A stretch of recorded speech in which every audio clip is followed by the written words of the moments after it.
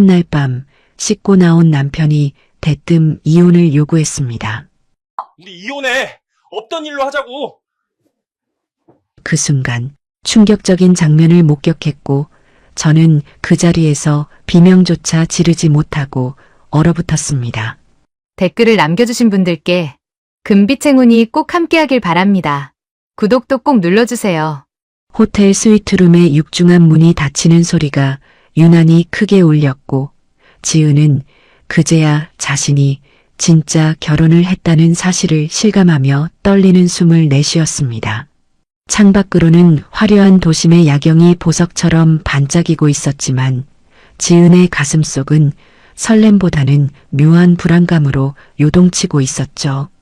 3개월이라는 짧은 연애 기간은 서로를 알기에 턱없이 부족한 시간이었지만 상민은 모든 면에서 완벽한 남자였습니다. 번듯한 직장과 훤칠한 외모, 그리고 무엇보다 어른을 공경할 줄 아는 예의 바른 태도가 지은의 마음을 움직였으니까요. 하지만 욕실에서 들려오던 물소리가 뚝 끊기는 순간 지은은 침대 끝자락을 꽉 움켜쥐었습니다. 이제 진짜 부부가 되었다는 긴장감 때문만은 아니었습니다. 결혼식 내내 상민이 보여주었던 그 묘한 눈빛, 하객들에게 인사를 하면서도 자꾸만 어딘가를 불안하게 힐끔거리던 그 모습이 머릿속에서 떠나지 않았기 때문입니다. 잠시 후 욕실 문이 열리고 샤워 가운을 걸친 상민이 젖은 머리를 털며 밖으로 나왔습니다. 지은은 쑥스러운 미소를 지으며 남편을 맞이하려 자리에서 일어났지만 상민에게 다가선 순간 저절로 미간을 찌푸리고 말았습니다. 코끝을 찌르는 낯선 향기 때문이었습니다. 그것은 방금 씻고 나온 사람에게서 날법한 비누향이나 남성용 스킨 냄새가 아니었으며 머리가 지끈거릴 정도로 진하고 묵직한 잡미 향수 냄새였습니다. 지은이 고개를 갸웃거리며 물었습니다. 상민 씨, 이게 무슨 냄새야? 호텔 어메니티 냄새가 아닌 것 같은데. 꼭 여자 화장품 냄새 같아. 상민은 지은의 질문을 못 들은 척하며 가운의 띠를 신경질적으로 매만졌습니다. 그의 시선은 지은이 아닌 방구석 어딘가를 배회하고 있었고 이마에는 식은 땀이 송골송골 맺혀 있었죠. 그러더니 갑자기 오른쪽 엄지손가락을 입에 쑥 집어넣고는 어린아이처럼 잘근잘근 씹기 시작했습니다. 지은은 그 기이한 광경에 숨을 들이켰습니다. 연애 때는 단 한 번도 본 적 없는 버릇이었을 뿐만 아니라 35살 먹은 성인 남자가 하기에는 너무나 기괴한 행동이었으니까요. 상민 씨, 왜 그래? 어디 불편해? 손톱 다 상하겠어. 지은이 걱정스런 마음에 다가가 손을 뻗자 상민이 불에 데인 사람처럼 화들짝 놀라며 지은의 손을 거칠게 쳐냈습니다. 아, 좀 만지지 마. 신경 쓰이게 왜 이래? 짜증이 잔뜩 섞인 날카로운 고함이었습니다. 지은은 너무 당황스러워 할 말을 잃은 채 멍하니 서 있을 수밖에 없었습니다. 방금 결혼식을 올린 새신랑의 반응이라기엔 도저히 믿기지 않았고 상민의 눈동자는 초점을 잃은 채 심하게 흔들리고 있었습니다. 분명 무언가 잘못 돌아가고 있었습니다. 상민은 입에 물고 있던 손가락을 쏙 빼더니 침대 모서리에 걸터앉아 바닥만 뚫어져라 쳐다보았습니다. 무거운 침묵이 흘렀고 지은은 그 숨막히는 공기를 견딜 수 없어 다시 한번 입을 열었습니다. 당신 오늘 좀 이상해. 결혼식 때부터 계속 불안해 보이고 나한테 뭐 숨기는 거라도 있어? 상민이 고개를 획 들더니 결심한 듯 지은을 노려보며 내뱉었습니다. 우리 이혼해. 그냥 없던 일로 하자고. 지은은 자신의 귀를 의심했습니다. 심장이 쿵하고 바닥으로 떨어지는 것 같았지만 상민의 표정은 농담 따위를 하는 사람의 얼굴이 아니었거든요. 신혼여행 첫날 밤에 이혼이라니 이게 도대체 무슨 마른 하늘의 날벼락 같은 소리란 말입니까? 그게 무슨 소리야? 당신 미쳤어? 지금 장난하는 거지? 상민은 다시 엄지손가락을 입으로 가져가며 웅얼거렸습니다. 엄마가 안 된다고 했어. 너랑 단둘이 자는 거 엄마가 허락 안 했단 말이야. 지은은 기가 막혀서 헛웃음이 터져 나왔습니다. 도대체 이 남자가 무슨 소리를 하는 건지 이해할 수가 없었고 머릿속이 하얗게 변해버리는 것 같았습니다. 어머님이 여기서 왜 나와? 부부가 같이 자는데 시어머니 허락이 왜 필요해? 당신 지금 제정신이야? 지은의 목소리가 높아지자 상민이 벌떡 일어나며 빽소리를 질렀습니다. 우리 엄마 심장이 약하잖아. 내가 옆에 없으면 잠도 못 주무시는 분이라고. 내가 효도하겠다는데 너가 뭔데 토를 달아? 지은은 머리가 핑 도는 것을 느꼈습니다. 효자라고는 들었지만 이건 상식을 벗어난 이야기였고 지은은 참았던 화가 머리끝까지 치밀어 올랐습니다. 단순히 효심이 깊은 게 아니라 이건 병적인 집착이나 유아적인 의존이라고밖에 볼 수 없었으니까요. 그래서 지금 어머님 핑계 대면서 나랑 못 자겠다는 거야? 그럼 나더러 어쩌라고? 이 밤에 나가기라도 하라는 거야? 상민은 비릿한 웃음을 흘리며 협탁 위에 있던 지갑을 집어던졌습니다. 싫으면 나가. 위자료는 꿈도 꾸지 말고 몸만 나가라고. 너가 해온 혼수랑 전세금 2억 원? 그거 다 우리 엄마가 관리하는 거 알지?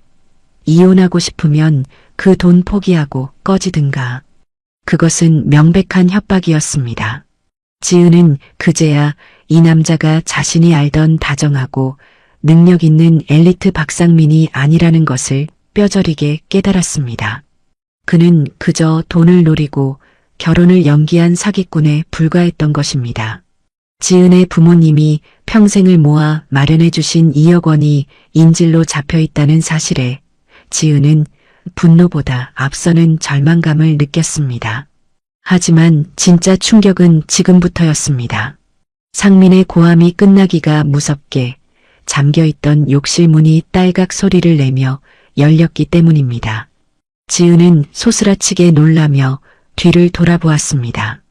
분명 아까 상민이 나온 뒤로 욕실에는 아무도 없어야 정상인데 자욱한 수증기 사이로 누군가 걸어 나오고 있었으니까요. 룸서비스 직원도 호텔 직원도 아니었습니다. 아유, 우리 아들 피곤하게 며느리는 왜 자꾸 꾀꾀거려? 엄마 머리 울리게. 거기에는 시어머니 오 여사가 서 있었습니다. 그것도 점잖은 평상복 차림이 아니라 속살이 훤히 비치는 붉은색 실크 슬립 하나만 걸친 민망한 차림으로 말이죠. 지은은 공포에 질려 뒷걸음질 쳤습니다. 심장이 멎을 것만 같은 충격에 숨조차 제대로 쉬어지지 않았습니다. 오 여사의 몸에서는 아까 상민에게서 났던 그 진한 장미 향수 냄새가 진동을 하고 있었고 젖은 머리카락을 수건으로 털며 지은을 위아래로 후쳐봤습니다. 그 눈빛은 며느리를 보는 시어머니의 눈빛이 아니라 마치 더러운 벌레를 보는 듯한 경멸의 눈빛이었습니다. 어머님이 왜 여기 계세요? 언제부터 거기 계셨어요? 지은의 목소리가 염소처럼 떨렸습니다. 오 여사는 대수롭지 않다는 듯 침대로 다가가더니 상민의 옆자리에 털썩 주저앉았습니다. 침대가 출렁거리는 소리가 지은의 귓가에는 천둥 소리처럼 크게 들렸습니다. 왜긴, 우리 아들 잠자리 봐주러 왔지. 얘가 예민해서 내 팔베개 없으면 잠을 못 자잖니. 너도 참 눈치 없다. 알았으면 얼른 불이나 꺼. 상민은 엄마가 오자마자 언제 소리쳤냐는 듯 순한 양이 되어 오 여사의 허리에 팔을 감았습니다. 조금 전까지 지은에게 윽박지르던 그 표독스러운 얼굴은 온데간데없고 엄마 품을 파고드는 어린아이의 표정만이 남아있었죠. 맘이 제가 자꾸 나 귀찮게 해. 그냥 내쫓으면 안 돼? 나 맘이랑만 있고 싶어. 상민의 혀 짧은 소리에 지은은 속이 메스꺼워져 헛구역질이 나올 뻔했습니다. 오 여사는 아들의 머리를 쓰다듬으며 지은을 향해 차가운 미소를 날렸습니다. 예, 지은아. 넌 바닥에서 자라. 침대가 좁아서 셋은 못 자겠다. 아니면 지금이라도 나가든가. 너의 돈은 포기하고 말이야. 지은은 다리에 힘이 풀려 그 자리에 주저앉고 말았습니다. 이 상황이 지독한 악몽이기를 바랐지만 코끝을 찌르는 장미 향수 냄새와 눈앞의 기괴한 광경은 너무나 현실적이었습니다. 상민 명의로 들어간 2억 원의 전세 자금이 아니었다면 당장이라도 뛰쳐나갔겠지만 지은은 그럴 수 없었습니다. 그 돈은 부모님의 노후 자금이자 지은의 피땀 어린 청춘이었으니까요. 오 여사는 지은이 주저앉자 승리감에 도취된 표정으로 침대 헤드에 몸을 기댔습니다. 그리고 아주 자연스럽게 이불 속으로 파고들며 상민을 자신의 품으로 끌어당겼습니다.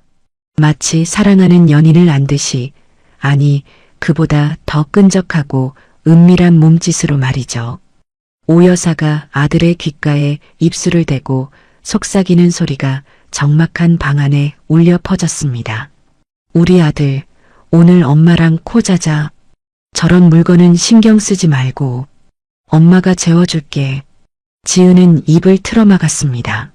두 사람의 모습은 모자지간이라기에는 너무나 기괴했고 상식적으로 설명할 수 없는 불쾌한 기류가 흐르고 있었기 때문입니다. 하지만 지은이 목격한 것은 예고편에 불과했습니다. 이불 밖으로 삐져나온 오 여사의 발목에는 상민과 똑같은 디자인의 커플 발찌가 채워져 있었으니까요.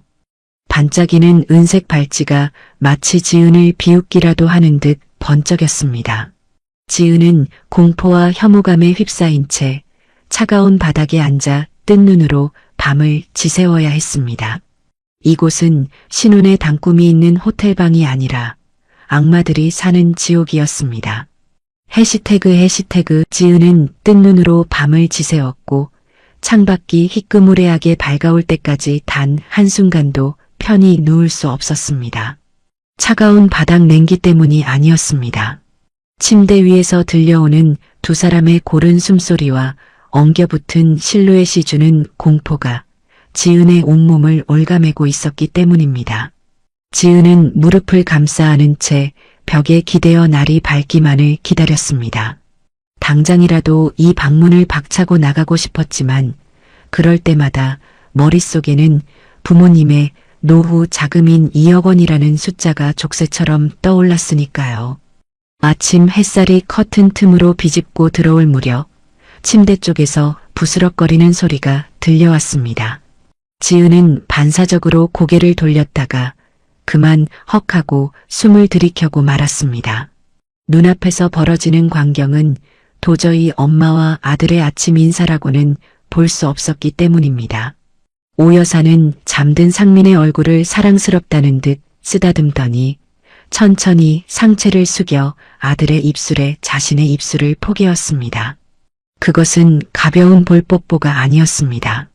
질척하고 끈적한 소리가 정적을 깰 정도로 깊고 진한 키스였으며 오 여사의 손은 자연스럽게 상민의 목덜미를 감싸고 있었습니다. 상민은 잠결임에도 불구하고 거부하기는커녕 익숙한 듯 입을 벌려 그 키스를 받아들이고 있었습니다. 지은은 온몸에 소름이 돋아 입을 틀어막았습니다. 마치 짐승들의 교미를 보는 듯한 불쾌감에 속이 울렁거렸고 당장이라도 소리를 지르고 싶은 충동을 억눌러야 했습니다.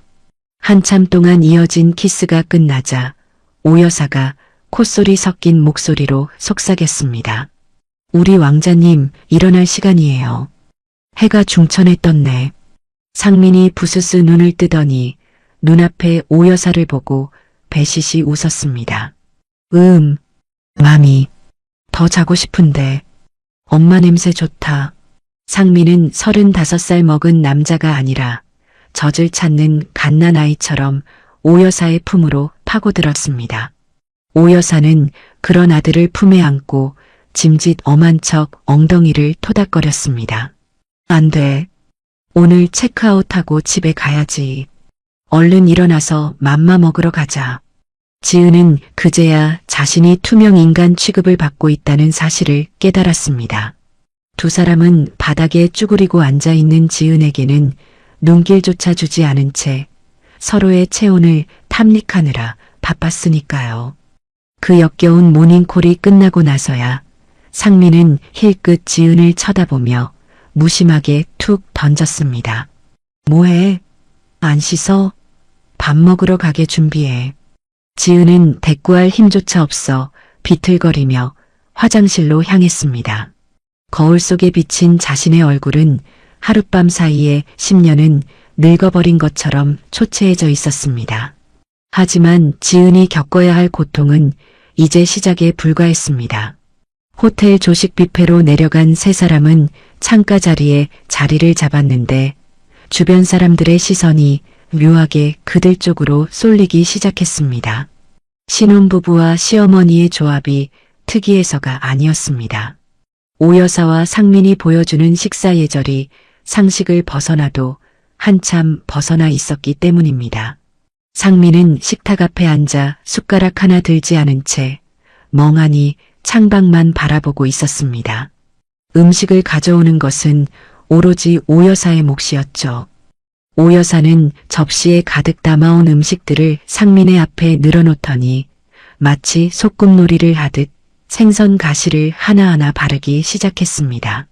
여기까지는 과잉 보호라고 이해할 수 있었습니다. 하지만 오 여사가 바른 생선살을 자신의 입으로 가져가 앙하고 물더니 반쯤 씹은 상태로 젓가락을 이용해 상민의 밥숟가락 위에 올려주는 순간 지은은 젓가락을 떨어뜨리고 말았습니다. 자, 아해. 엄마가 부드럽게 만들었어. 상민은 아무렇지도 않게 입을 크게 벌려 엄마의 타액이 묻은 생선살을 받아 먹었습니다. 오물오물. 맛있다. 역시 엄마가 주는 게 제일 맛있어. 지은은 위산이 역류하는 것을 느끼며 급하게 물을 들이켰습니다. 주변 테이블의 사람들도 경악한 표정으로 수군거리고 있었지만 두 사람은 아랑곳하지 않았습니다.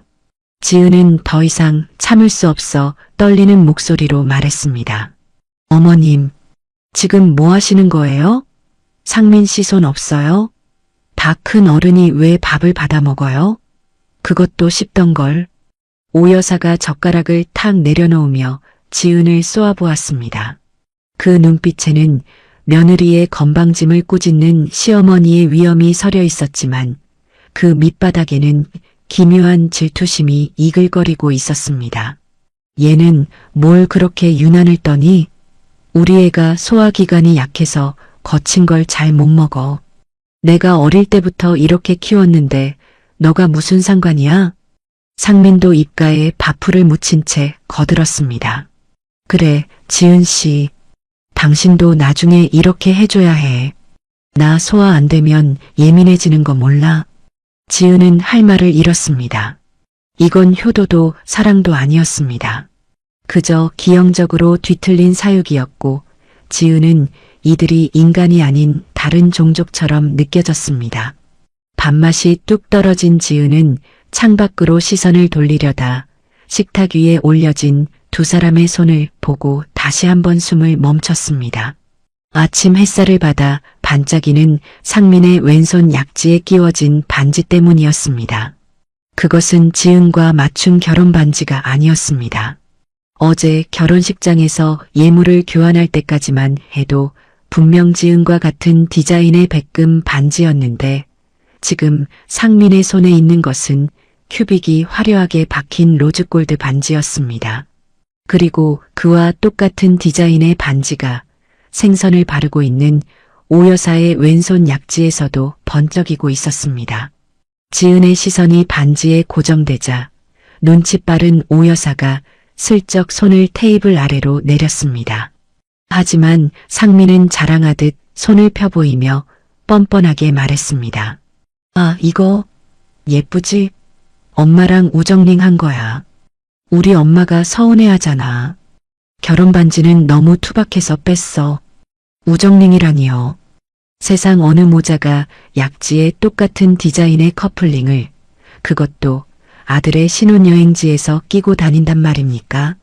지은은 어젯밤 침대 밑으로 삐져나와 있던 두 사람의 커플 발찌를 떠올렸습니다. 발찌에 이어 반지까지. 이것은 단순한 우연이 아니었습니다. 마치 우리는 때려야 뗄 수 없는 한 몸이라는 것을 지은에게 과시하는 듯한 표식 같았습니다. 상민 씨, 그 반지 당장 빼. 내 눈앞에서 그거 빼라고. 지은이 낮게 으르렁거렸습니다. 하지만 상민은 들은 척도 하지 않고 오 여사가 입으로 잘라주는 고기를 받아먹기에 바빴습니다. 싫어. 엄마가 사준 건데 왜 빼? 너 진짜 질투하냐? 유치하게 왜 이래? 오 여사가 코웃음을 치며 냅킨으로 상민의 입가를 닦아주었습니다. 놔두렴. 원래 굴러온 돌은 박힌 돌이 부러운 법이란다. 지은이 너도 꼬우면 너 친정 엄마랑 맞추든가. 아, 너 형편에 이런 금반지는 힘들려나? 지은은 주먹을 꽉 쥐었습니다. 손톱이 살을 파고드는 고통이 느껴졌지만 지금 당장 테이블을 엎어버리고 싶은 충동을 억누르기에는 역부족었습니다. 하지만 그때 지은의 휴대폰이 짧게 진동했습니다. 은행에서 온 문자 메시지였습니다. 전세자금 대출 실행 안내입니다. 박상민님 명의로 2억 원 대출 실행이 완료되었습니다. 지은의 심장이 차갑게 식어내렸습니다. 지은의 부모님이 평생을 모아 쥐어주신 돈과 지은의 퇴직금까지 합친 그 돈이 이제 법적으로 완벽하게 저 남자의 손에 들어갔다는 사망 선고나 다름없었으니까요. 지은은 입술을 깨물었습니다. 지금 이 자리에서 소리를 지르고 뛰쳐나가면 저 돈은 영영 찾을 수 없을지도 몰랐습니다. 이 기괴하고 역겨운 모자의 소굴로 제 발로 걸어 들어가야만 했습니다. 들어가서 증거를 잡고 약점을 파내서 내 돈을 되찾고 저들을 파멸시켜야 했습니다. 지은은 떨리는 손으로 물컵을 들어 냉수를 원샷했습니다. 오 여사는 그런 지은을 보며 비릿한 미소를 지었습니다. 마치 도망칠 구멍 따위는 없다는 것을 알고 있다는 듯한 여유로운 미소였습니다. 다 먹었으면 일어나자. 집에 가서 짐 정리해야지. 아, 안방은 내가 쓸 거니까 넌 건넌방 청소나 해라. 지은은 아무 대꾸도 하지 않고 자리에서 일어났습니다. 이제부터는 전쟁이었습니다. 더 이상 순진한 새 신부가 아닌 내 것을 지키기 위해 악마와 춤을 춰야 하는 전사가 되어야 했습니다. 호텔 로비를 빠져나가는 세 사람의 뒷모습 위로 불길한 먹구름이 잔뜩 몰려오고 있었습니다.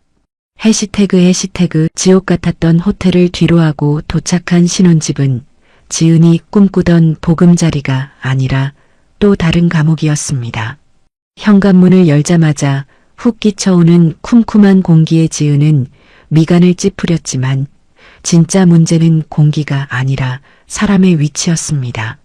지은은 당연하다는 듯 자신의 캐리어를 끌고 볕이 잘 드는 안방 쪽으로 향했습니다. 그곳은 결혼 전 상민과 함께 침대를 고르고 커튼을 달며 알콩달콩 신혼의 꿈을 키웠던 부부의 침실이었으니까요. 하지만 안방 문고리를 잡으려는 순간 뒤에서 날카로운 목소리가 날아와 꽂혔습니다. 예, 너 지금 어디로 들어가니? 거긴 내 방인데. 지은이 놀라 뒤를 돌아보자 시어머니 오 여사가 팔짱을 낀 채 턱짓으로 건넌방을 가리키고 있었습니다. 그곳은 창고나 다름없어서 옷방으로나 쓰려고 했던 북향의 좁고 어두운 방이었습니다. 지은은 기가 막혀서 말문이 막혔습니다. 어머님, 무슨 말씀이세요? 안방은 저희 부부가 쓰기로 했잖아요. 침대도 저희가 맞춘 킹사이즈가 저기 있는데. 오 여사는 코웃음을 치며 성큼성큼 다가오더니 지은의 손에서 캐리어를 낚아채듯 밀어버렸습니다. 어른이 같이 사는데 감히 아랫사람이 상석을 차지해? 이 집 가장이 누구니? 돈줄 쥐고 있는 내가 가장 아니야? 지은은 억울함에 입술을 깨물었습니다. 그 돈줄이라는 것도 결국 지은의 부모님이 마련해 주신 2억 원과 상민의 대출금이 합쳐진 것이지 오 여사가 보탠 돈은 10원 한 푼 없었으니까요. 도움을 청하려 상민을 쳐다봤지만 남편은 이미 엄마의 눈치를 보며 쭈뼛거리고 있었습니다. 지은 씨, 그냥 우리가 작은 방 쓰자. 엄마가 허리가 안 좋으셔서 넓은 침대 쓰셔야 해. 효도하는 셈 치고 양보해. 또 그놈의 효도 타령이었습니다. 지은이 반박하려 하자 오 여사가 쐐기를 박듯 안방문을 활짝 열어젖혔습니다. 잔말 말고 짐이나 풀어. 아, 그리고 너희 방문은 절대 닫지 마라. 딴짓거리 하다가 들키면 가만 안 둘 테니까. 알겠니? 오 여사는 마치 감옥의 간수처럼 명령을 내리고는 콧노래를 흥얼거리며 안방으로 쏙 들어가 버렸습니다. 지은은 분노로 손이 부들부들 떨렸지만 당장 갈 곳이 없다는 현실에 이를 악물고 창고방으로 향해야 했습니다. 방 안은 짐 정리가 하나도 안 되어 있어 먼지투성이었고 킹사이즈 침대는커녕 싱글 유 하나를 깔면 꽉 찰 정도로 비좁았습니다. 이런 곳에서 신혼생활을 시작하라니 이건 명백한 학대이자 모욕이었습니다. 하지만 짐을 풀던 지은은 더 충격적인 사실을 마주해야 했습니다. 캐리어 깊숙한 곳에 넣어두었던 파우치가 텅 비어 있었기 때문입니다. 그 안에는 지은이 신혼여행을 위해 큰맘 먹고 준비했던 백화점 브랜드의 최고급 실크 슬립과 속옷 세트가 들어 있었습니다. 분명 어제 호텔에서 짐을 쌀 때까지만 해도 있었는데 감쪽같이 사라진 것입니다. 이게 어디 갔지? 분명히 여기 넣었는데. 지은은 혹시나 해서 가방을 뒤집어 탈탈 털어봤지만 나오는 건 먼지뿐이었습니다. 그때 안방 화장실 쪽에서 물 내리는 소리가 들리고 오 여사가 걸어 나왔습니다. 안방 문이 활짝 열려 있었기에 지은의 눈은 자연스럽게 안방 한 구석에 놓인 빨래 바구니로 향했습니다. 그리고 그 순간 지은의 눈이 휘둥그레졌습니다. 대나무로 짠 빨래 바구니 위로 삐져나온 붉은색 레이스 자락이 너무나 익숙했기 때문입니다. 그것은 지은이 잃어버린 바로 그 속옷이었습니다. 지은은 앞뒤 재볼 겨를도 없이 안방으로 뛰어들어갔습니다. 어머님, 이거 제 속옷이잖아요. 이게 왜 어머님 빨래통에 있어요? 지은이 떨리는 손으로 속옷을 집어들자 그곳에서는 지독한 장미 향수 냄새와 함께 오 여사의 쿰쿰한 살 냄새가 배어 나왔습니다. 누가 봐도 한 번 입고 벗어놓은 흔적이 역력했죠. 지은은 수치심에 얼굴이 확 달아올랐습니다. 며느리의 새 속옷을, 그것도 첫날 밤에 입으려고 했던 이벤트 속옷을 시어머니가 훔쳐 입다니요. 하지만 오 여사의 반응은 적반하장이었습니다. 오 여사는 화장대 앞에 앉아 로션을 바르며 거울을 통해 지은을 힐끗 쳐다보곤 피식 웃었습니다. 아, 그거 짐 정리하다가 예쁘길래 내가 좀 입어봤다. 왜? 다른 것도 아닌데 유난이구나. 지은은 너무 기가 막혀서 헛구역질이 나올 뻔했습니다. 어머님, 이건 도둑질이에요. 어떻게 며느리 속옷을 탐내세요? 부끄럽지도 않으세요? 오 여사가 천천히 몸을 돌려 지은을 마주 보았습니다. 그 눈빛에는 도둑질을 들킨 사람의 부끄러움은커녕 라이벌을 제압했다는 묘한 승리감이 서려 있었습니다. 도둑질이라니 말이 심하네. 같이 사는 식구끼리 너 거 내 거가 어디 있어? 그리고 솔직히 말해서 그건 너보다 내가 입는 게 태가 더 살더라. 우리 아들도 그러던데? 지은은 귀를 의심했습니다. 아들이 엄마가 며느리의 속옷을 입은 모습을 보고 평가까지 했다는 말인가요? 상민이 그때 쭈뼛거리며 방으로 들어왔습니다. 엄마, 무슨 일이야? 왜 또 큰 소리가 나? 지은이 속옷을 들어보이며 소리쳤습니다. 당신도 봤어? 어머님이 내 속옷 입은 거 당신도 봤냐고. 그래서 어머님이 더 잘 어울린다고 했어? 당신들 정말 미친 거야? 상민은 지은의 손에 들린 붉은 속옷을 보더니 얼굴을 붉히며 시선을 피했습니다. 아니, 엄마가 그냥 한번 입어본 건데 뭘 그렇게 화를 내. 그리고 엄마가 몸매 관리를 잘하셔서 핏이 좋긴 하잖아. 당신은 좀 빈약하고. 지은은 손에 들고 있던 속옷을 바닥에 내동댕이 쳤습니다. 이건 사람이 할 짓이 아니었습니다. 이 집구석에는 기본적인 윤리도, 도덕도, 그리고 며느리에 대한 존중도 존재하지 않았습니다. 오 여사는 바닥에 떨어진 속옷을 발가락으로 툭툭 건드리며 말했습니다. 거봐라. 주인도 못 알아보는 물건을 뭐하러 아끼니? 난 너가 칠칠맞게 흘리고 다니길래 챙겨준 것뿐이다. 꼬우면 너 방에 금고라도 들여놓든가. 지은은 주먹을 꽉 쥐었습니다. 손톱이 살을 파고들어 피가 날 것 같았지만 지금 당장 이 집을 뛰쳐나가면 2억 원은커녕 10원 한 장도 건질 수 없다는 사실이 지은의 발목을 잡았습니다. 휴대폰 화면에 떠있던 대출 실행 완료 문자 메시지가 지은의 머릿속을 맴돌았습니다. 박상민님 명의로 2억 원 대출 실행이 완료되었습니다. 그 문자는 단순한 알림이 아니라 지은을 이 지옥에 가둬두는 쇠사슬이나 다름없었습니다.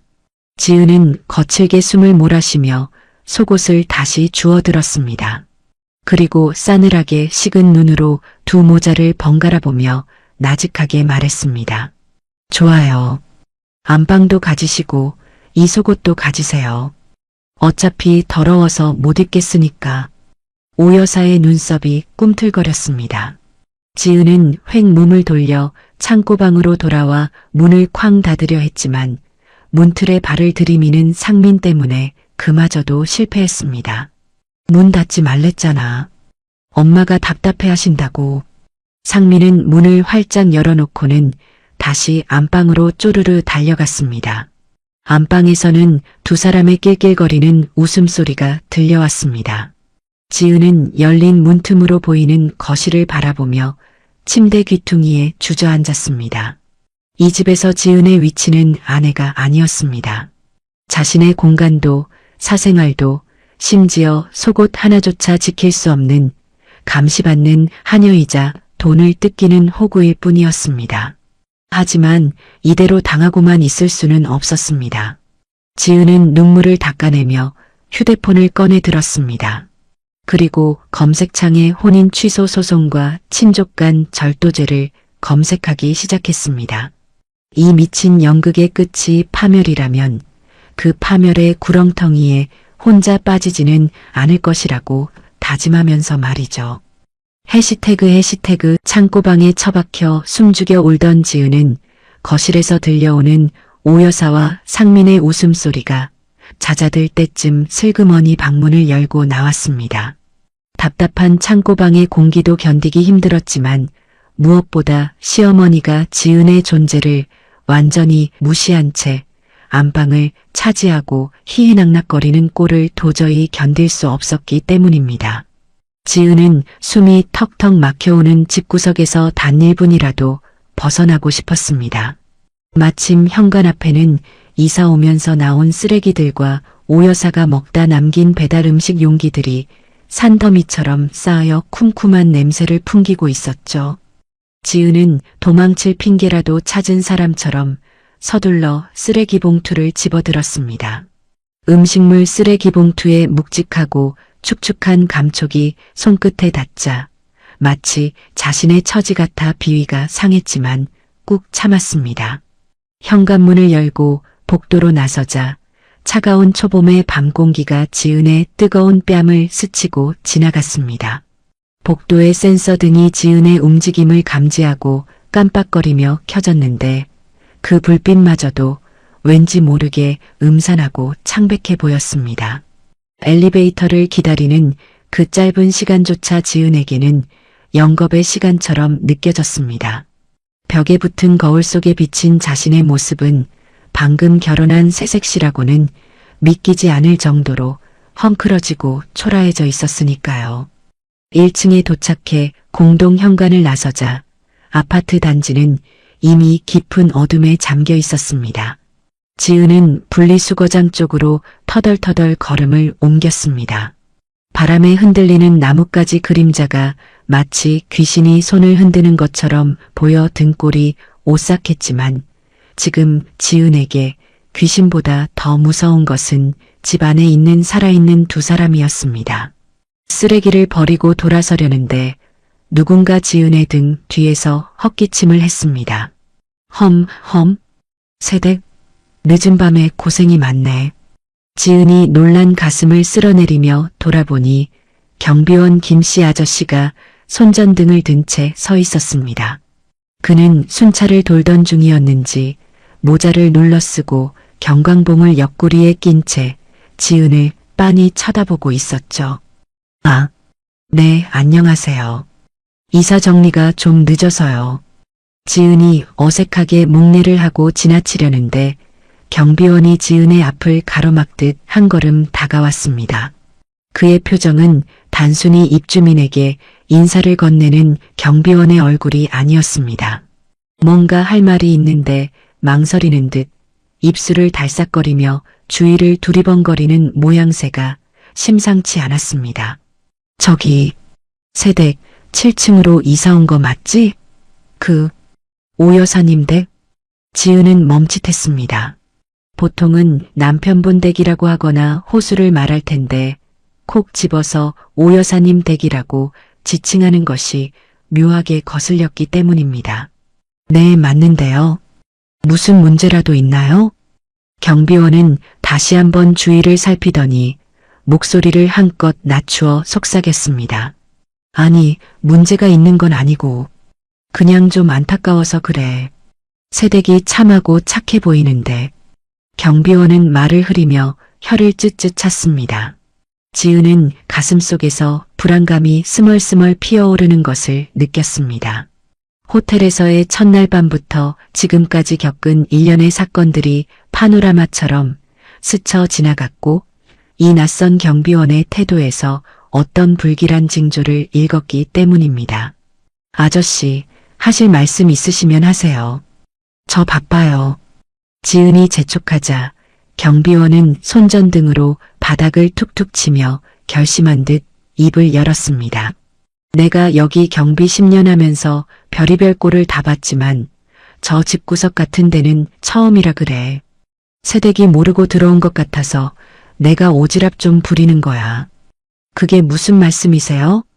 세댁이 처음이 아니야. 벌써 세 번째라고. 세 번째? 지은은 순간 숨이 멈추는 것 같았습니다. 세 번째라니요. 상민은 분명 초혼이라고 했고 가족관계 증명서에도 혼인 기록은 깨끗했습니다. 세 번째라니요? 저희 남편. 아니, 상민 씨 결혼한 적 없어요. 서류도 다 확인했고요. 지은이 떨리는 목소리로 반박하자 경비원은 답답하다는 듯 가슴을 쳤습니다. 아이고, 답답해라. 10만 올리고 혼인신고 안 하고 살다가 쫓겨난 여자들이야 서류에 안 남지. 내 눈으로 똑똑히 봤어. 작년에도 재작년에도 이맘때쯤이면 저 집에 웨딩드레스 입은 새댁들이 들어왔다가 몇 달 못 버티고 야반도주 하듯이 나갔다고. 지은의 다리에 힘이 풀려 비틀거렸습니다. 경비원의 말이 사실이라면 상민과 오 여사는 상습적으로 결혼을 이용해 여자들을 끌어들였다는 이야기가 됩니다. 그 여자들 다 어떻게 됐는데요? 어떻게 되긴. 다들 빈손으로 쫓겨나거나 도망갔지. 밤마다 고함 소리에 물건 깨지는 소리에 민원이 얼마나 들어왔는지 알아? 근데 희한하게 여자가 나갈 때쯤이면 오 여사 그 여편네는 옷이며 가방이며 명품으로 휘감고 다니더다고. 여자가 해온 혼수를 다 뺏은 건지 뭔지. 지은은 속이 메스꺼워져 입을 틀어막았습니다.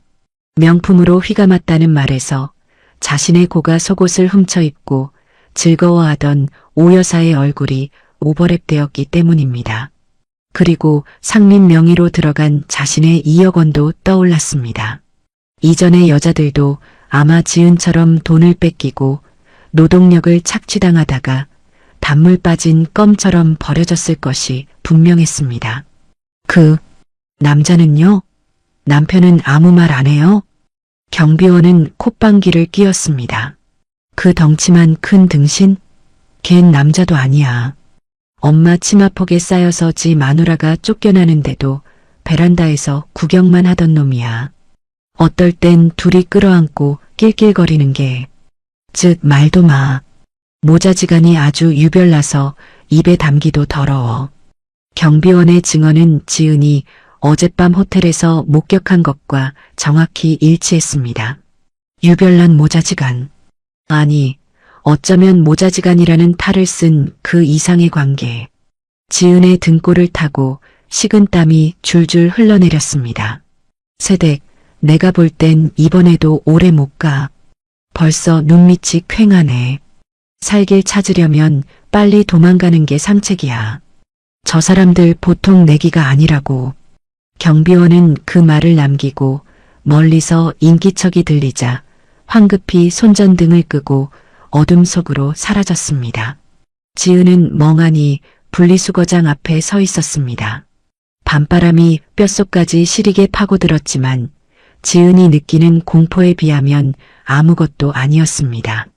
자신은 단순히 이상한 시댁을 만난 게 아니라 치밀하게 계획된 범죄의 덫에 걸려든 것이었습니다. 세 번째 재물. 그게 바로 정지은이라는 이름 앞에 붙은 새로운 꼬리표였습니다. 지은은 후들거리는 다리를 이끌고 다시 아파트 현관으로 들어왔습니다. 엘리베이터 거울 속에 비친 자신의 얼굴은 경비원의 말대로 생기를 잃고 죽은 사람처럼 창백해져 있었습니다. 엘리베이터가 7층을 향해 올라가는 동안 지은은 자신이 마치 도살장으로 끌려가는 가축이 된 것 같은 기분을 느꼈습니다. 땡소리와 함께 엘리베이터 문이 열리고 익숙한 현관문이 보였습니다. 하지만 지은은 바로 도어락 비밀번호를 누를 수 없었습니다. 현관문 옆 우편함에 꽂혀 있는 붉은색 우편물 하나가 눈에 들어왔기 때문입니다. 다른 전단지들 사이에 교묘하게 섞여 있었지만 겉봉투에 찍힌 중요, 긴급이라는 붉은 도장은 지은의 시선을 잡아끌기에 충분했습니다. 지은은 주위를 살피며 떨리는 손으로 우편물을 뽑아들었습니다. 수신인은 박상민, 발신인은 이름만 들어도 알 법한 대부 업체였습니다. 봉투는 이미 뜯겨져 있었는데 아마 오 여사가 내용을 확인하고 다시 꽂아둔 것 같았습니다. 지은은 내용을 확인하기 위해 봉투 안의 서류를 꺼냈습니다. 종이를 펼치는 손가락 끝이 파르르 떨렸습니다. 종이를 펼치는 손가락 끝이 파르르 떨렸습니다. 서류 맨 위에는 채무 변제 기일이 이미 지났으므로 강제 집행을 예고한다는 무시무시한 제목이 굵은 글씨로 박혀 있었습니다. 복잡한 법률 용어들이 난무했지만 지은의 눈에 들어온 것은 핵심적인 숫자와 날짜뿐이었습니다. 원금과 이자를 합친 금액은 무려 5,800만 원이었습니다. 게다가 갚아야 할 날짜는 더욱 충격적이었습니다. 지은은 날짜를 확인하고 숨을 들이켰습니다. 오늘 날짜와 비교해보니 남은 시간은 정확히 7일이었습니다. 일주일. 단 일주일 뒤면 상민의 빚에 대한 강제 집행이 시작된다는 뜻이었습니다. 지은의 머릿속에서 퍼즐 조각들이 빠르게 맞춰지기 시작했습니다. 왜 그토록 결혼을 서둘렀는지, 왜 하필이면 지은의 전세 자금을 남편 명의로 돌리라고 집요하게 강요했는지, 그리고 왜 굳이 혼인신고를 미루지 않고 바로 해치우려 했는지, 그들은 지은의 2억 원으로 이 급한 불을 끄려 했던 것입니다. 지은을 아내로 맞이한 게 아니라 5,800만 원의 빚을 갚아줄 현금 인출기로 데려온 것이었습니다. 일주일 안에 돈을 빼앗지 못하면 그들은 파산할 것이고 그렇기에 그들은 수단과 방법을 가리지 않고 지은을 쥐어짤 것입니다. 지은은 최고장을 다시 봉투에 넣으며 입술을 깨물었습니다. 피 맛이 날 정도로 세게 깨물었지만 아픔조차 느껴지지 않았습니다. 공포는 순식간에 분노로 그리고 생존 본능으로 바뀌었습니다. 그래, 내가 세 번째라고? 앞선 두 명은 그냥 당하고 나갔을지 몰라도 나는 아니야. 지은은 우편함을 닫고 현관문 앞에 섰습니다. 도어락의 번호키를 누르는 지은의 눈빛은 쓰레기를 버리러 나올 때의 그 무기력한 눈빛이 아니었습니다. 살아남아야 했습니다. 그리고 내 돈 2억 원을 지키고 저 악마들을 법의 심판대에 세워야 했습니다. 남은 시간은 7일. 그 시간 안에 지은은 결정적인 증거를 찾아내야만 했습니다. 띠리릭 소리와 함께 문이 열리고 거실에 환한 불빛이 쏟아져 나왔습니다. 안방에서는 여전히 오 여사의 콧노래 소리가 들려오고 있었습니다. 지은은 그 소름 끼치는 콧노래를 배경음악 삼아 전쟁터나 다름없는 집 안으로 다시 발을 들여놓았습니다. 이제부터는 시간 싸움이었습니다. 해시태그 현관문 도어락이 잠기는 소리가 적막한 집안을 날카롭게 갈랐고 지은은 그제야 참고 있던 숨을 몰아쉬며 현관문에 귀를 갖다 대었습니다.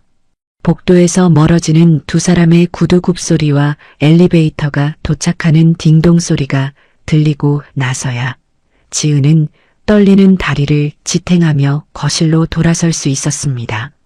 오 여사는 지은에게 설거지와 청소를 해놓으라고 으름장을 놓고 나갔지만 지금 지은에게 중요한 건 집안일이 아니었습니다. 남편 상민의 도박빚 상환일까지 남은 시간은 고작 7일이었고 그 안에 이들이 단순한 가족이 아니라는 결정적인 증거를 찾아내야만 했으니까요. 지은의 시선이 베란다 구석에 있는 낡은 붙박이장으로 향했습니다. 이사 첫날 오 여사가 짐을 정리하면서 유독 그쪽에는 얼씬도 하지 못하게 했던 것이 기억났기 때문입니다. 지은은 주방에서 고무장갑을 벗어 던지고 발소리를 죽여 베란다로 살금살금 다가갔습니다. 심장이 밖으로 튀어나올 것처럼 쿵쿵거렸지만 지은은 망설임 없이 붙박이장의 문을 열어젖혔습니다.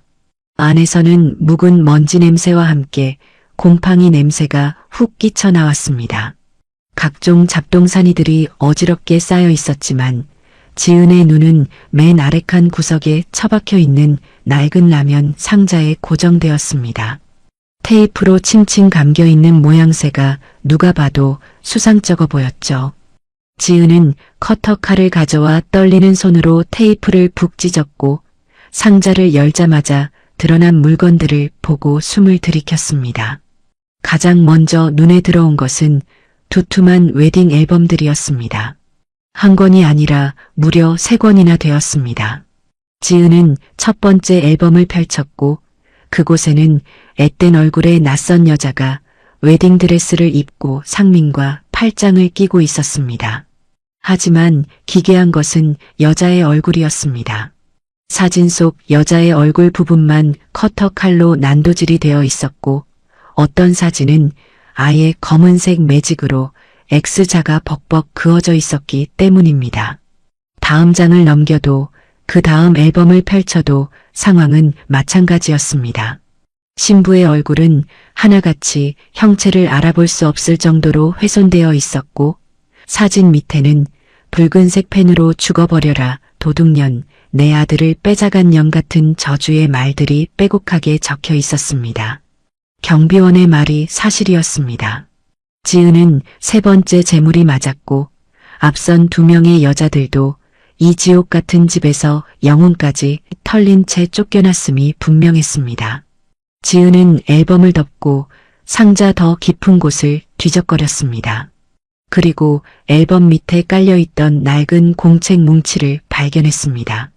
색이 바랜 대학 노트 30여 권이었는데 표지에는 삐뚤빼뚤한 글씨로 육아일기라고 적혀 있었습니다. 어머니가 아들을 키운 기록을 남기는 건 드문 일이 아니었기에 지은은 별 생각 없이 가장 최근 날짜가 적힌 노트를 펼쳤습니다. 하지만 첫 페이지를 읽어내려가던 지은의 손이 부들부들 떨리기 시작했습니다. 그것은 정상적인 엄마가 쓴 육아일기가 아니었습니다. 일기장에는 날짜와 함께 그날 상민이 무엇을 먹었는지, 배변 상태는 어땠는지가 적혀 있었는데 그 내용이 성인 남자에 대한 기록이라기엔 너무나 적나라하고 변태적이었기 때문입니다. 2월 15일 맑음. 오늘 우리 왕자님이 아침부터 투정을 부렸다. 내 품에 안겨서 젖을 찾는 아기처럼 구는데 어찌나 사랑스러운지 모른다. 아들이 내 목덜미에 얼굴을 묻고 냄새를 맡을 때마다 나는 온몸이 짜릿해진다. 지은은 속이 메스꺼워 입을 틀어막았습니다.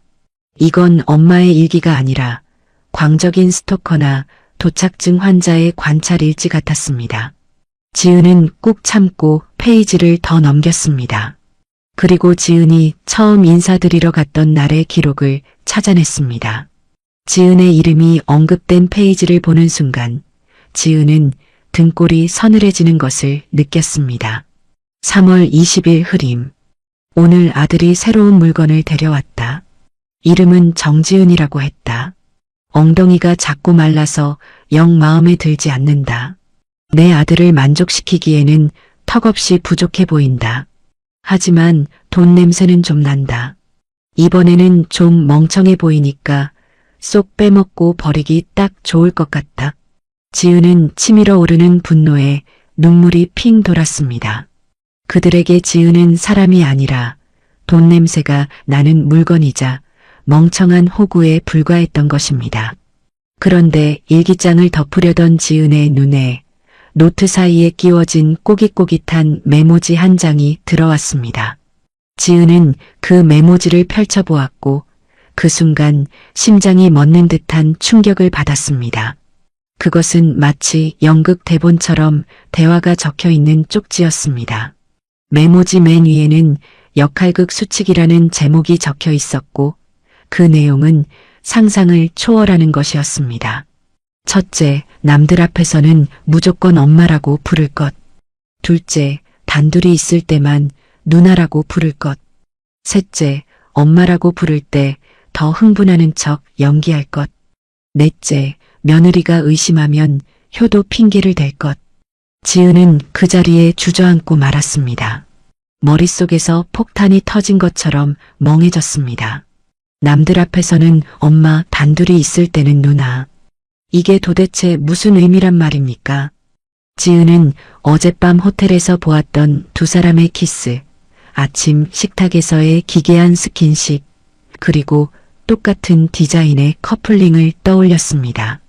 그리고 호텔 침대에서 오 여사가 상민을 안으며 지었던 그 야릇한 미소가 스쳐 지나갔습니다. 모든 퍼즐 조각이 맞춰지는 순간이었습니다. 그들은 모자가 아니었습니다. 엄마와 아들이라는 완벽한 가면을 쓰고 세상을 속이며 사기극을 벌이고 있는 더러운 내연 커플이었던 것입니다. 지은은 입을 틀어막고 소리 없는 비명을 질렀습니다. 근친상간인 줄 알았던 그들의 관계가 사실은 철저한 역할극이었다는 사실이 오히려 더 큰 공포와 혐오감으로 다가왔습니다. 자신은 시집살이를 하러 온 게 아니라 이 미친 불륜 커플의 신혼 생활 자금을 대주기 위해 희생된 재물이었습니다. 지은은 몸을 벌벌 떨면서도 휴대폰을 꺼내 일기장과 메모지, 그리고 훼손된 사진들을 하나하나 촬영하기 시작했습니다. 손이 너무 떨려 초점을 맞추기 힘들었지만 이를 악물고 증거를 남겼습니다. 하지만 이것만으로는 부족했습니다. 법정에서 그들이 가족이 아니라는 것을 증명하려면 빼도 박도 못할 과학적인 증거가 필요했습니다.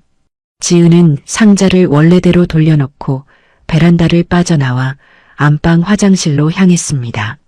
오 여사가 절대 들어오지 말라고 했던 금단의 구역이었죠. 화장실 문을 열자마자 역겨운 장미 향수 냄새가 코를 찔렀습니다. 지은은 숨을 참고 세면대 위에 놓인 칫솔꽂이로 손을 뻗었습니다.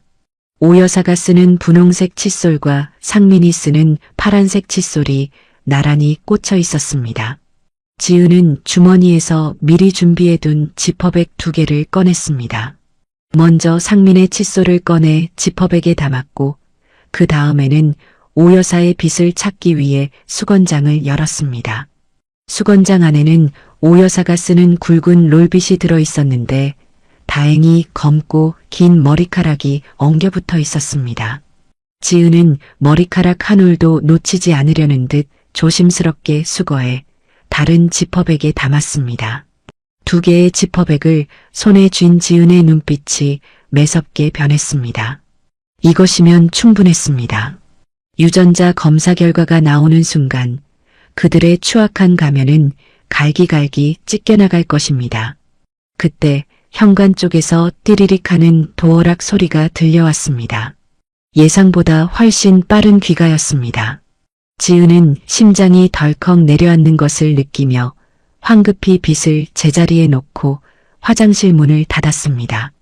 그리고 아무 일도 없었던 것처럼 거실로 뛰어나와 걸레를 집어들었습니다. 어머, 자기야. 잠깐만. 현관문이 열리기도 전에 밖에서 오 여사의 교태 섞인 목소리가 들려왔습니다. 왜? 누나, 뭐 두고 왔어? 그리고 이어서 들려온 상민의 목소리는 지은이 알던 그 어리광쟁이 마마보이의 목소리가 아니었습니다. 낮고 굵은 영락없는 성인 남자의 목소리였습니다. 지은은 소파 뒤에 숨어 그들의 대화를 엿들었습니다. 문이 열리고 2사람이 들어오는 소리가 들렸지만 지은은 숨소리조차 낼 수 없었습니다.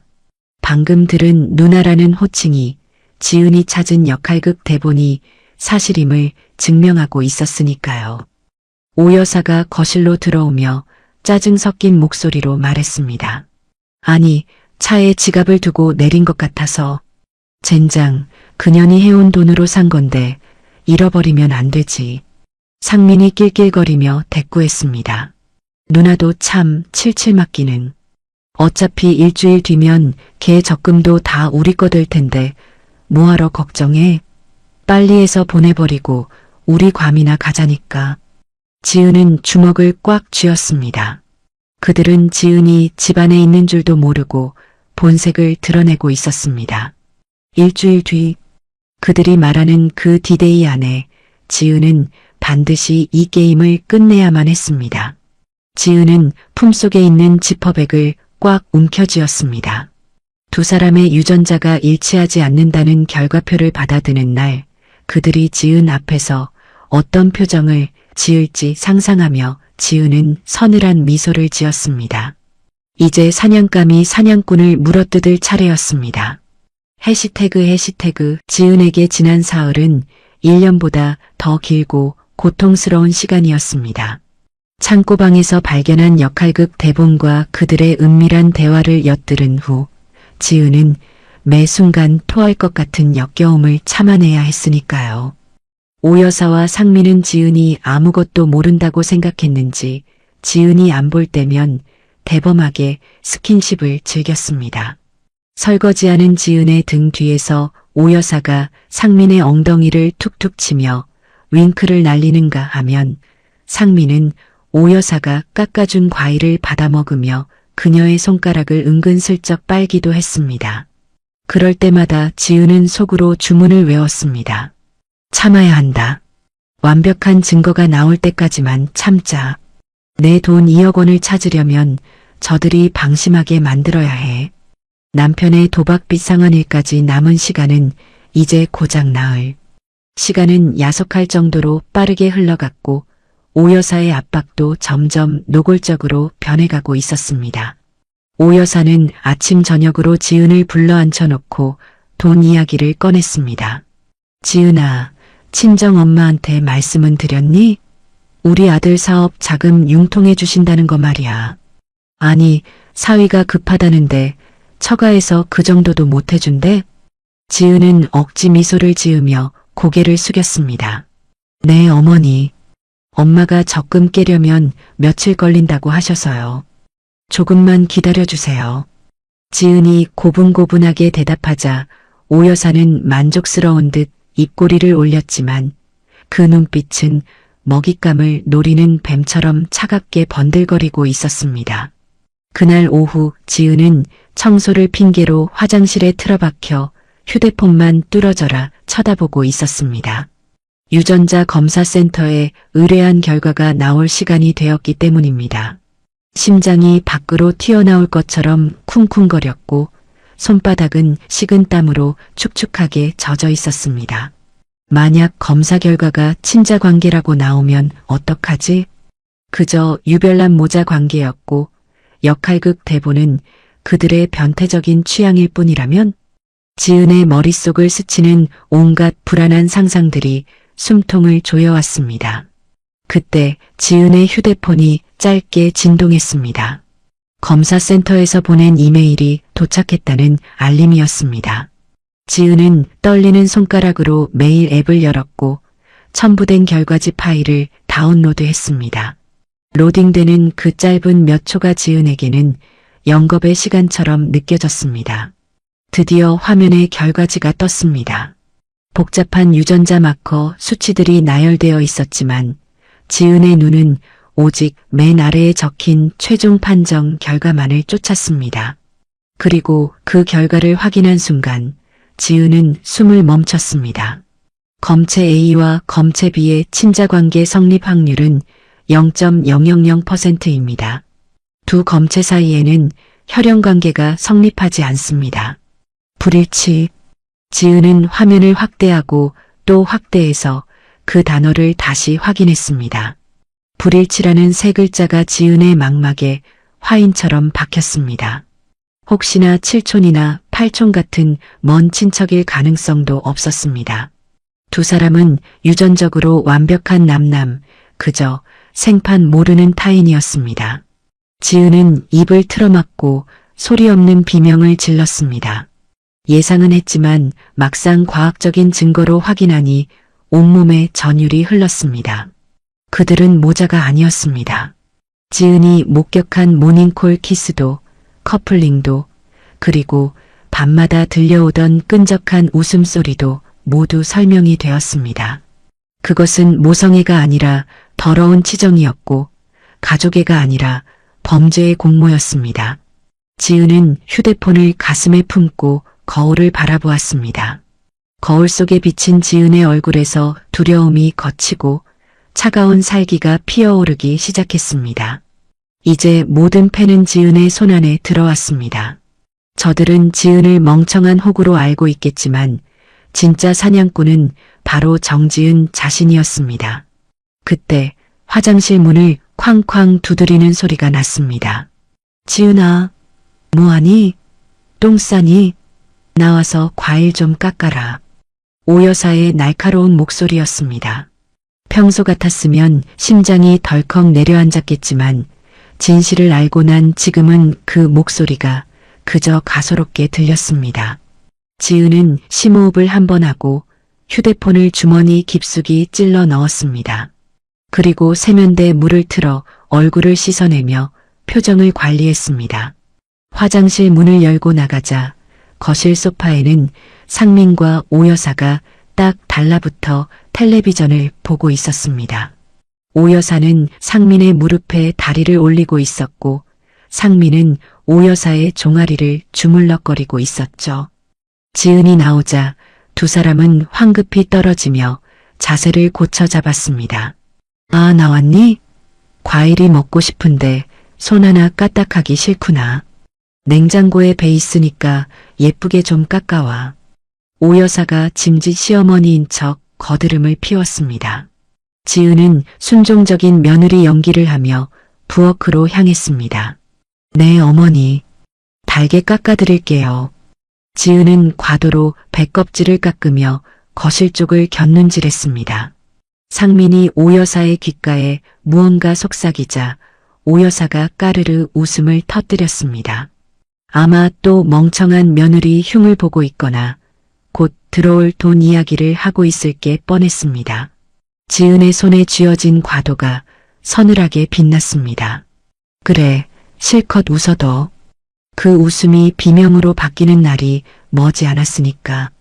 지은은 과일 접시를 들고 거실로 갔습니다. 그리고 접시를 내려놓으며 은근슬쩍 미끼를 던졌습니다. 어머니, 그리고 상민 씨. 제가 친정 엄마랑 통화했는데요. 두 사람의 눈이 동시에 반짝였습니다. 상민이 씹던 손톱을 떼고 다급하게 물었습니다. 장모님이 뭘 하셔? 돈 해주신대? 지은은 뜸을 들이며 난처한 표정을 지었습니다. 네, 해주시긴 한다는데 엄마가 직접 얼굴 보고 주고 싶어 하세요. 큰 돈이니까 사위랑 사돈어른 모시고 밥이라도 한 끼 먹자고 하시네요. 오 여사의 미간이 찌푸려졌습니다. 뭐, 밥을 먹자고? 귀찮게 무슨 밥이야. 그냥 계좌로 쏘면 되지. 저도 그렇게 말했는데 엄마가 워낙 옛날 분이라서요. 그리고 2억 원이나 되는 돈인데 그 정도는 해야 한다고 고집을 피우시네요. 만약 싫다고 하시면 돈은 못 주겠다고. 돈을 못 준다는 말에 오 여사의 눈동자가 흔들렸습니다. 빚상한 일까지는 사흘밖에 남지 않았고 그들에게는 선택의 여지가 없었습니다. 오 여사는 상민과 눈빛을 교환하더니 어쩔 수 없다는 듯 한숨을 내쉬었습니다. 알았다, 알았어. 정 그러시다면 내가 장단을 맞춰드려야지. 언제 보자는 거니? 이번 주 토요일이요. 마침 어머니 생신이시기도 하니까 겸사겸사 친척분들도 초대해서 성대하게 잔치를 열면 어떨까요? 저희 엄마가 비용은 다 대시겠다고 했어요. 생일 잔치라는 말에 오 여사의 표정이 풀렸습니다. 그녀는 허영심이 많은 여자였기에 남들 앞에서 과시할 수 있는 자리를 마다할 리 없었습니다. 어머, 사돈이 통이 크시네. 그래, 좋아. 그럼 내 친구들이랑 친척들도 다 부르마. 우리 며느리 잘 들어왔다고 자랑도 좀 하고 말이야. 오 여사는 벌써부터 명품 옷을 입고 뽐낼 생각에 들떠 보였습니다. 지은은 속으로 차가운 쾌재를 불렀습니다. 미끼를 물었습니다. 그것도 아주 깊숙이 목구멍까지 삼켜버렸습니다. 이번 주 토요일, 그날은 오 여사의 생일잔치이자 이 추악한 사기단 커플의 장례식이 될 것입니다. 지은은 공손하게 고개를 숙이며 말했습니다. 네, 그럼 제가 최고급 호텔 연회장으로 예약할게요. 어머니는 주인공이시니까 제일 예쁘게 꾸미고 오세요. 오냐, 그래야지. 우리 아들도 새 양복 하나 맞춰 입고. 두 사람은 신이 나서 낄낄거렸습니다. 지은은 부엌으로 돌아와 설거지를 하며 입꼬리를 올렸습니다. 흐르는 물소리에 섞여 지은의 중얼거림이 낮게 울려 퍼졌습니다. 기대하세요. 당신들 인생에서 가장 화려하고 가장 끔찍한 생일 파티를 만들어 드릴 테니까. 지은의 주머니 속 휴대폰에는 방금 다운로드한 유전자 검사 결과지가 시한폭탄처럼 조용히 숨죽이고 있었습니다. 이제 카운트다운은 시작되었습니다. 대망의 생일잔치, 아니 그들의 장례식이 될 디데이가 하루 앞으로 다가왔습니다. 지은은 새벽같이 일어나 평소보다 더 정성스럽게 아침 식사를 준비했습니다. 주방에서는 보글보글 된장찌개 끓는 소리와 도마를 두드리는 칼질 소리가 경쾌하게 울려 퍼졌지만 지은의 눈빛은 칼날처럼 차갑게 빛나고 있었죠. 식탁 위에는 오 여사가 좋아하는 갈비찜과 잡채, 그리고 상민이 환장하는 치즈 계란말이가 먹음직스럽게 차려졌습니다. 맛있는 냄새가 집 안가득 퍼지자 굳게 닫혀있던 안방문이 열리고 부스스한 모습의 두 사람이 나왔습니다. 물론 오늘도 한 침대에서 자고 나온 모습이었습니다. 어머, 우리 며느리가 오늘따라 웬일이니? 아침부터 상다리가 부러지겠네. 오 여사가 식탁을 훑어보며 입맛을 다셨습니다. 지은은 앞치마에 물기를 닦으며 세상에서 가장 순박하고 멍청한 며느리의 표정을 지어 보였습니다. 내일이 어머니 생신이시잖아요. 오늘부터 전야제라고 생각하고 맛있게 드세요. 그동안 제가 철없이 굴어서 죄송하기도 하고요. 지은의 사과에 상민이 콧방귀를 뀌며 식탁 의자를 빼앉았습니다. 진작 좀 이러지. 사람이 눈치가 있어야 사랑받는 거야. 알았어? 상민은 여전히 젓가락을 들 생각도 하지 않은 채 오 여사가 밥을 떠먹여주기를 기다리며 입을 쩍 벌리고 있었습니다. 그 뻔뻔한 모습에 지은은 속에서 천불이 올라왔지만 꾹 참고 숟가락을 들어 상민의 밥그릇에 국물을 떠 넣어 주었습니다. 자, 상민 씨. 하세요. 제가 먹여드릴게요. 어머니 손 아프시잖아요. 상민은 지은의 돌발 행동에 잠시 당황하는 듯 싶더니 이내 낄낄거리며 입을 더 크게 벌렸습니다. 오, 지은 씨가 웬일이야? 그래, 마누라가 떠먹여주니까 더 맛있네. 앞으로 쭉 이렇게 해. 지은은 비위가 상해 토할 것 같았지만 생글생글 웃으며 상민의 입에 밥을 쑤셔 넣었습니다. 마치 사육장에 갇힌 돼지에게 도살 직전의 마지막 만찬을 먹이는 기분이었으니까요. 그래, 많이 먹어도. 그게 너가 이 집에서 먹는 마지막 아침밥이 될 테니까. 식사가 끝나고 두 사람이 거실 소파에 늘어져 배를 두드리고 있을 때였습니다. 지은은 과일을 깎아내오며 조심스럽게 미끼를 던졌습니다. 어머니, 내일 잔치 때 입으실 옷은 정하셨어요? 제가 백화점 가서 신상으로 한 벌 뽑아드릴까요?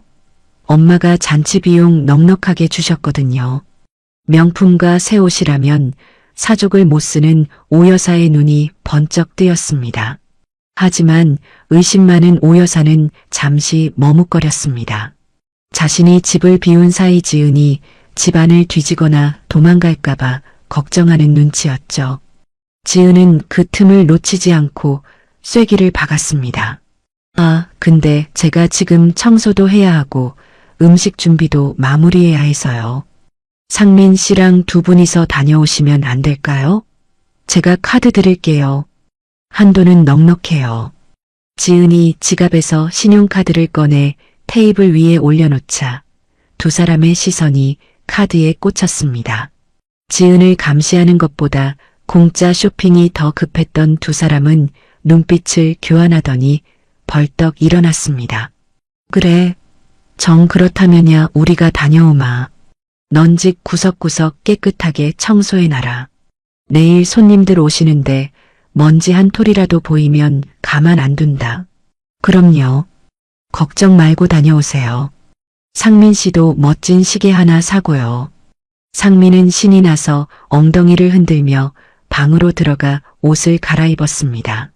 두 사람이 외출 준비를 하는 동안 지은은 심장이 터질 것처럼 쿵쿵거리는 것을 느꼈습니다. 지금이 기회였습니다. 두 사람이 집을 비운 사이가 아니라 바로 지금 그들이 가장 방심하고 있는 이 순간에 덫을 놓아야 했습니다. 지은은 안방 청소를 하겠다는 핑계로 청소기를 들고 안방으로 들어갔습니다. 오 여사의 화장대 위에는 각종 향수와 화장품들이 어지럽게 널려 있었고 침대 위에는 두 사람이 엉겨붙어 잤던 흔적이 적나라하게 남아 있었습니다. 지은은 역겨움을 참으며 침대 협탁 아래에 있는 콘센트 쪽으로 몸을 숙였습니다. 그리고 미리 준비해둔 검은색 초소형 녹음기를 멀티탭 뒤쪽 구석에 교묘하게 부착했습니다. 먼지 덩어리처럼 보여서 자세히 보지 않으면 절대 알 수 없는 위치였죠. 하지만 이것만으로는 부족했습니다. 거실 소파 밑, 그리고 식탁 밑. 지은은 집 안 곳곳 그들이 돌아와서 편안하게 대화를 나눌 법한 모든 장소에 녹음기를 숨겨두었습니다. 나간다. 청소 똑바로 해놔. 현관 쪽에서 상민의 목소리가 들려왔습니다. 지은은 화들짝 놀라며 안방에서 뛰쳐나왔습니다.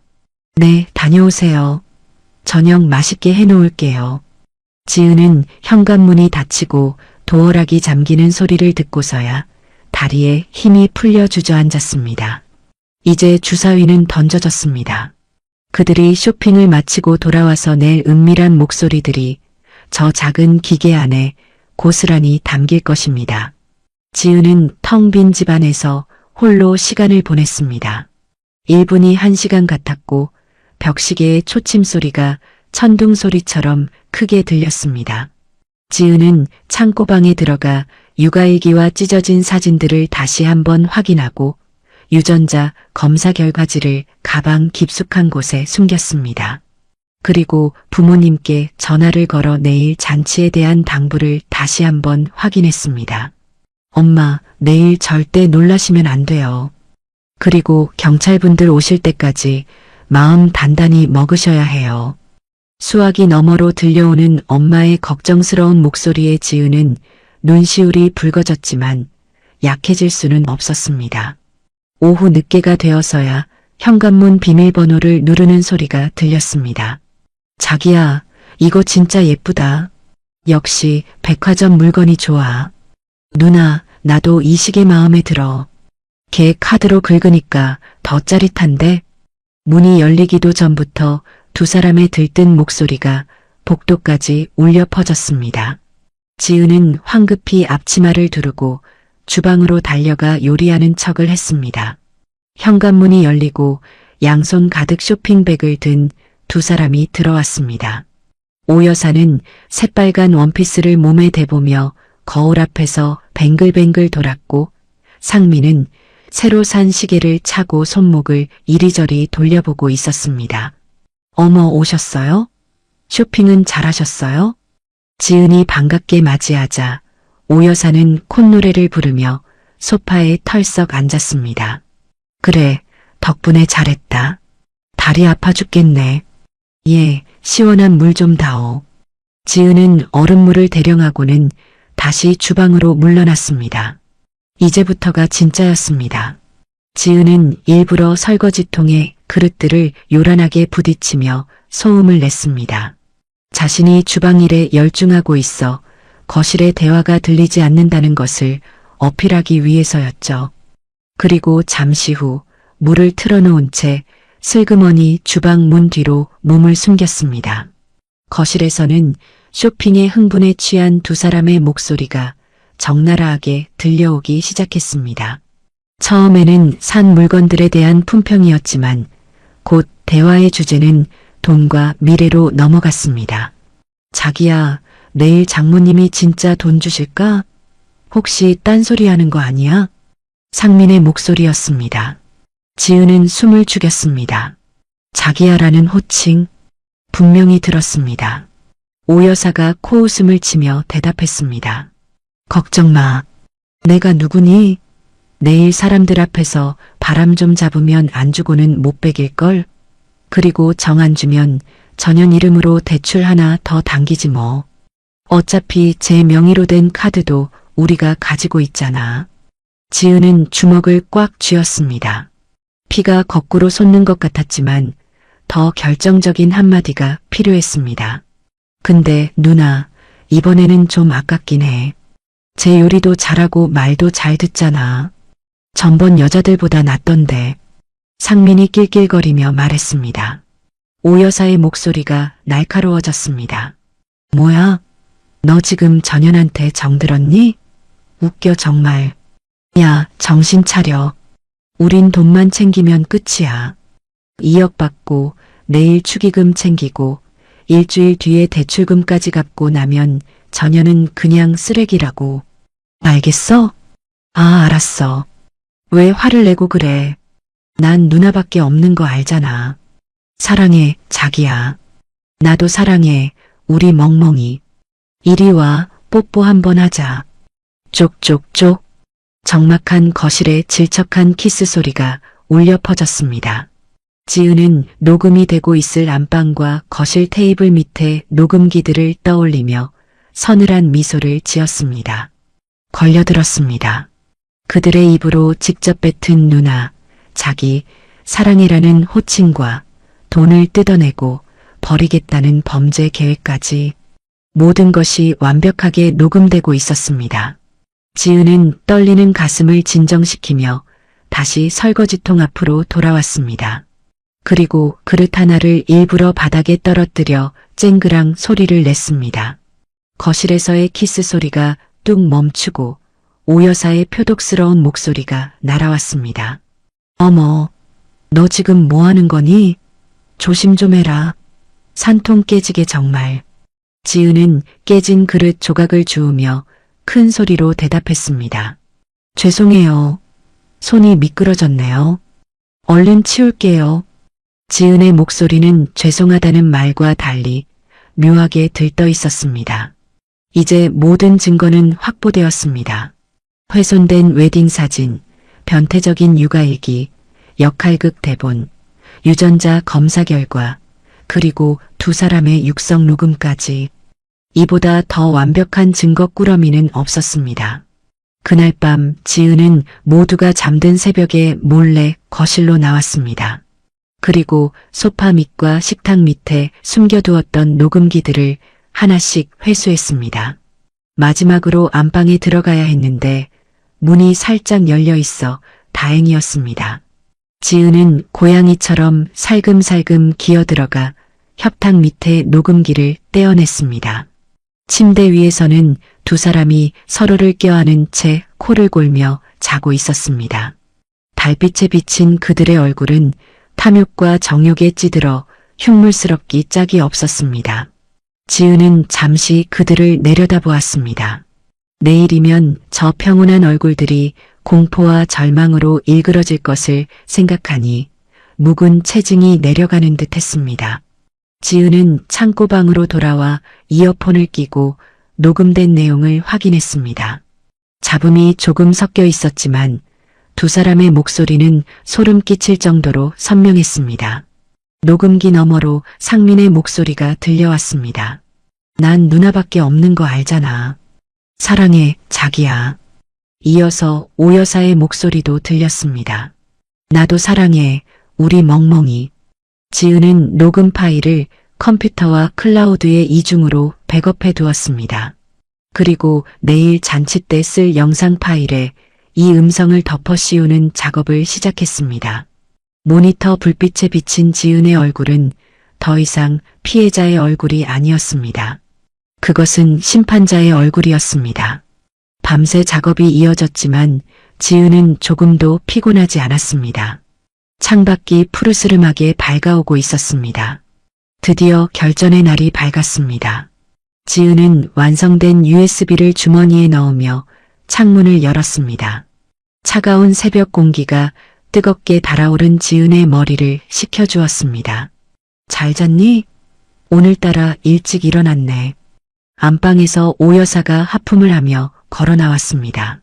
어제 산 새빨간 원피스를 벌써부터 꺼내 입고 있었습니다. 네, 어머니. 생신 축하드려요. 오늘 주인공이시니까 제일 행복하게 해드릴게요. 지은이 활짝 웃으며 말했습니다. 오 여사는 지은의 미소 속에 숨겨진 칼날을 전혀 눈치채지 못한 채 만족스러운 듯 고개를 끄덕였습니다. 그래, 그래야지. 오늘 손님들 많이 오시니까 실수하지 말고 잘해라. 특히 돈 봉투 챙기는 거 잊지 말고. 그럼요. 봉투란 봉투는 하나도 빠짐없이 챙겨드릴게요. 지은의 대답에는 뼈가 있었습니다. 그 봉투가 축의금 봉투가 아니라 법원에서 날아올 소장과 구속영장이 담긴 봉투라는 것을 오 여사는 꿈에도 몰랐으니까요. 지은은 화장대 앞에 앉아 화장을 시작했습니다. 평소보다 붉은 립스틱을 바르고 눈꼬리를 날카롭게 그렸습니다. 거울 속에 지은이 비장한 표정으로 자신을 응시하고 있었습니다. 자, 이제 쇼타임이야. 다들 무대 위로 올라갈 준비됐지? 지은은 핸드백을 챙겨 들고 현관을 나섰습니다. 그녀의 구두 굽소리가 또각또각 복도를 울리며 사기극의 종말을 알리는 카운트다운처럼 울려 퍼졌습니다.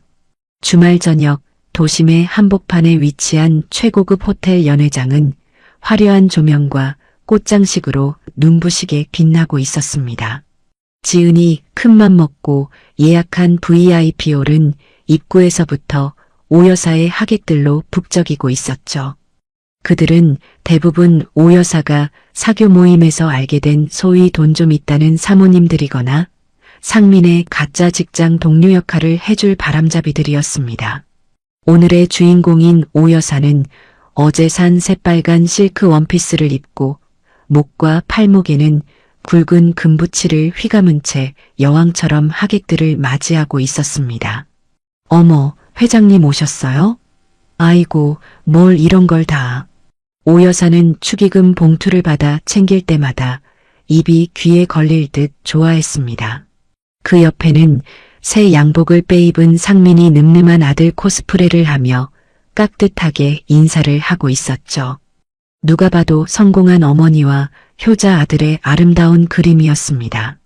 지은은 한복을 곱게 차려입고 입구 한쪽에서 그 역겨운 연극을 지켜보고 있었습니다. 속에서는 뜨거운 용암이 부글거렸지만 겉으로는 세상에서 가장 순종적인 며느리의 미소를 유지하고 있었죠. 지은아, 사돈 어른은 언제 오시니? 돈 봉투 가지고 오시는 거 맞지? 하객 인사가 뜸해지자 오 여사가 득달같이 달려와 물었습니다. 지은은 침착하게 대답했습니다. 네, 어머니. 방금 도착하셨다고 연락 왔어요. 조금만 기다리세요. 잠시 후 연회장의 문이 열리고 지은의 부모님이 들어오셨습니다. 하지만 그들의 뒤에는 오 여사가 예상치 못한 불청객들이 함께였습니다. 바로 제복을 입은 경찰 2명과 사복 형사들이었습니다. 오 여사의 표정이 순식간에 굳어졌습니다. 예, 저게 뭐니? 왜 경찰이? 지은은 오 여사의 말을 자르며 마이크가 있는 단상 위로 성큼성큼 걸어 올라갔습니다. 연회장 안에 있던 사람들의 시선이 일제히 지은에게 쏠렸습니다. 지은은 마이크를 톡톡 두드려 소음을 낸 뒤 환한 미소로 입을 열었습니다. 바쁘신 와중에도 시어머니의 생신을 축하해 주러 오신 여러분, 진심으로 감사합니다. 상민이 당황해서 단상 밑으로 달려왔습니다. 지은 씨, 뭐 하는 거야? 경찰은 왜 왔어? 지은은 상민을 무시한 채 말을 이었습니다. 오늘 저는 며느리로서 어머니께 아주 특별한 선물을 준비했습니다. 다들 저 뒤에 있는 스크린을 봐주세요. 지은의 손짓에 따라 조명이 어두워지고 대형 스크린에 빔 프로젝터 불빛이 쏘아졌습니다. 오 여사는 불길한 예감이 들었는지 소리를 질렀습니다. 아, 당장 꺼. 뭐 하는 짓이야. 하지만 이미 영상은 시작되고 있었습니다. 처음에는 평범한 가족 사진이 나오는가 싶더니 갑자기 화면이 지직거리며 장면이 바뀌었습니다. 화면 속에 등장한 것은 호텔 조식 뷔페에서의 모습이었습니다. 오 여사가 생선을 입으로 잘게 씹어서 상민의 입에 넣어주는 장면이 클로즈업되어 나타났습니다. 오물오물. 맛있다. 역시 엄마가 주는 게 제일 맛있어. 스피커를 통해 상민의 혀 짧은 소리가 연회장에 쩌렁쩌렁하게 울려 퍼졌습니다. 하객들 사이에서 비명과 헛구역질 소리가 터져 나왔습니다. 어머, 저게 뭐야? 더러워 죽겠네. 다 큰 아들한테 밥을 씹어 먹여? 미친 거 아니야? 오 여사의 얼굴이 홍당무처럼 붉어졌습니다. 그녀는 테이블 위에 있던 와인잔을 집어 던지며 고래고래 소리를 질렀습니다. 끄라고. 저 미친년 당장 끌어내려. 상민이 단상으로 뛰어 올라오려 했지만 미리 대기하고 있던 사복 형사들이 상민의 양팔을 결박했습니다. 이거 나. 너희들 뭐야? 영상은 멈추지 않았습니다. 다음 장면은 창고에서 발견된 육아일기와 훼손된 웨딩 사진들이었습니다. 붉은 펜으로 난도질된 전처들의 얼굴과 엉덩이가 작다느니 돈 냄새가 난다느니 썩알긴 오 여사의 악필이 화면 가득 채워졌습니다. 세상에, 저게 다 뭐야? 며느리가 한둘이 아니었어? 완전 사이코패스네. 하객들은 웅성거리며 뒷걸음질 치기 시작했습니다. 그리고 마침내 결정적인 하이라이트가 화면에 떴습니다. 유전자 검사 결과지였습니다. 친자관계 성립 확률 0.000%. 불일치. 빨간색으로 강조된 불일치라는 글자가 스크린을 압도했습니다. 연회장은 찬물을 끼얹은 듯 정적에 휩싸였습니다. 그 침묵을 깨고 지은의 차가운 목소리가 마이크를 타고 흘러나왔습니다. 보시는 대로입니다. 여기 계신 오 여사님과 박상민 씨는 모자가 아닙니다. 피 한 방울 섞이지 않은 남남이죠. 오 여사는 부들부들 떨며 식탁 위에 놓인 케이크 커팅용 칼을 집어들었습니다. 닥쳐. 닥치지 못해? 내가 널 죽여버릴 거야. 하지만 영상의 마지막 폭탄이 터졌습니다. 검은 화면 위로 두 사람의 적나라한 육성 녹음이 흘러나온 것입니다. 아, 알았어. 왜 화를 내고 그래? 난 누나밖에 없는 거 알잖아. 사랑해, 자기야. 나도 사랑해, 우리 멍멍이. 이리 와, 뽀뽀 한번 하자. 쪽쪽쪽. 질척한 키스 소리가 연회장의 고성능 스피커를 통해 적나라하게 중계되었습니다. 사람들은 경악을 금치 못했습니다.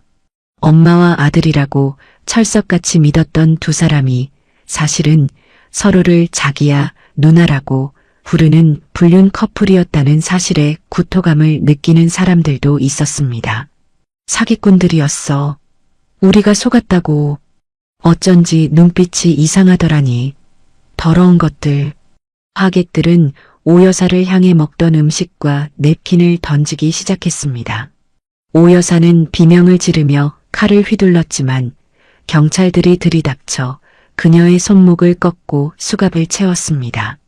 오말숙 씨, 그리고 박철수 씨, 당신들을 특수사기, 혼인 빙자 간음, 그리고 횡령 혐의로 긴급 체포합니다. 박상민이 아니라 박철수라는 본명이 불리자 가짜 아들은 바닥에 주저앉아 엉엉 울기 시작했습니다. 아니에요. 다 저 여자가 시킨 거예요. 전 그냥 시키는 대로 했을 뿐이라고요.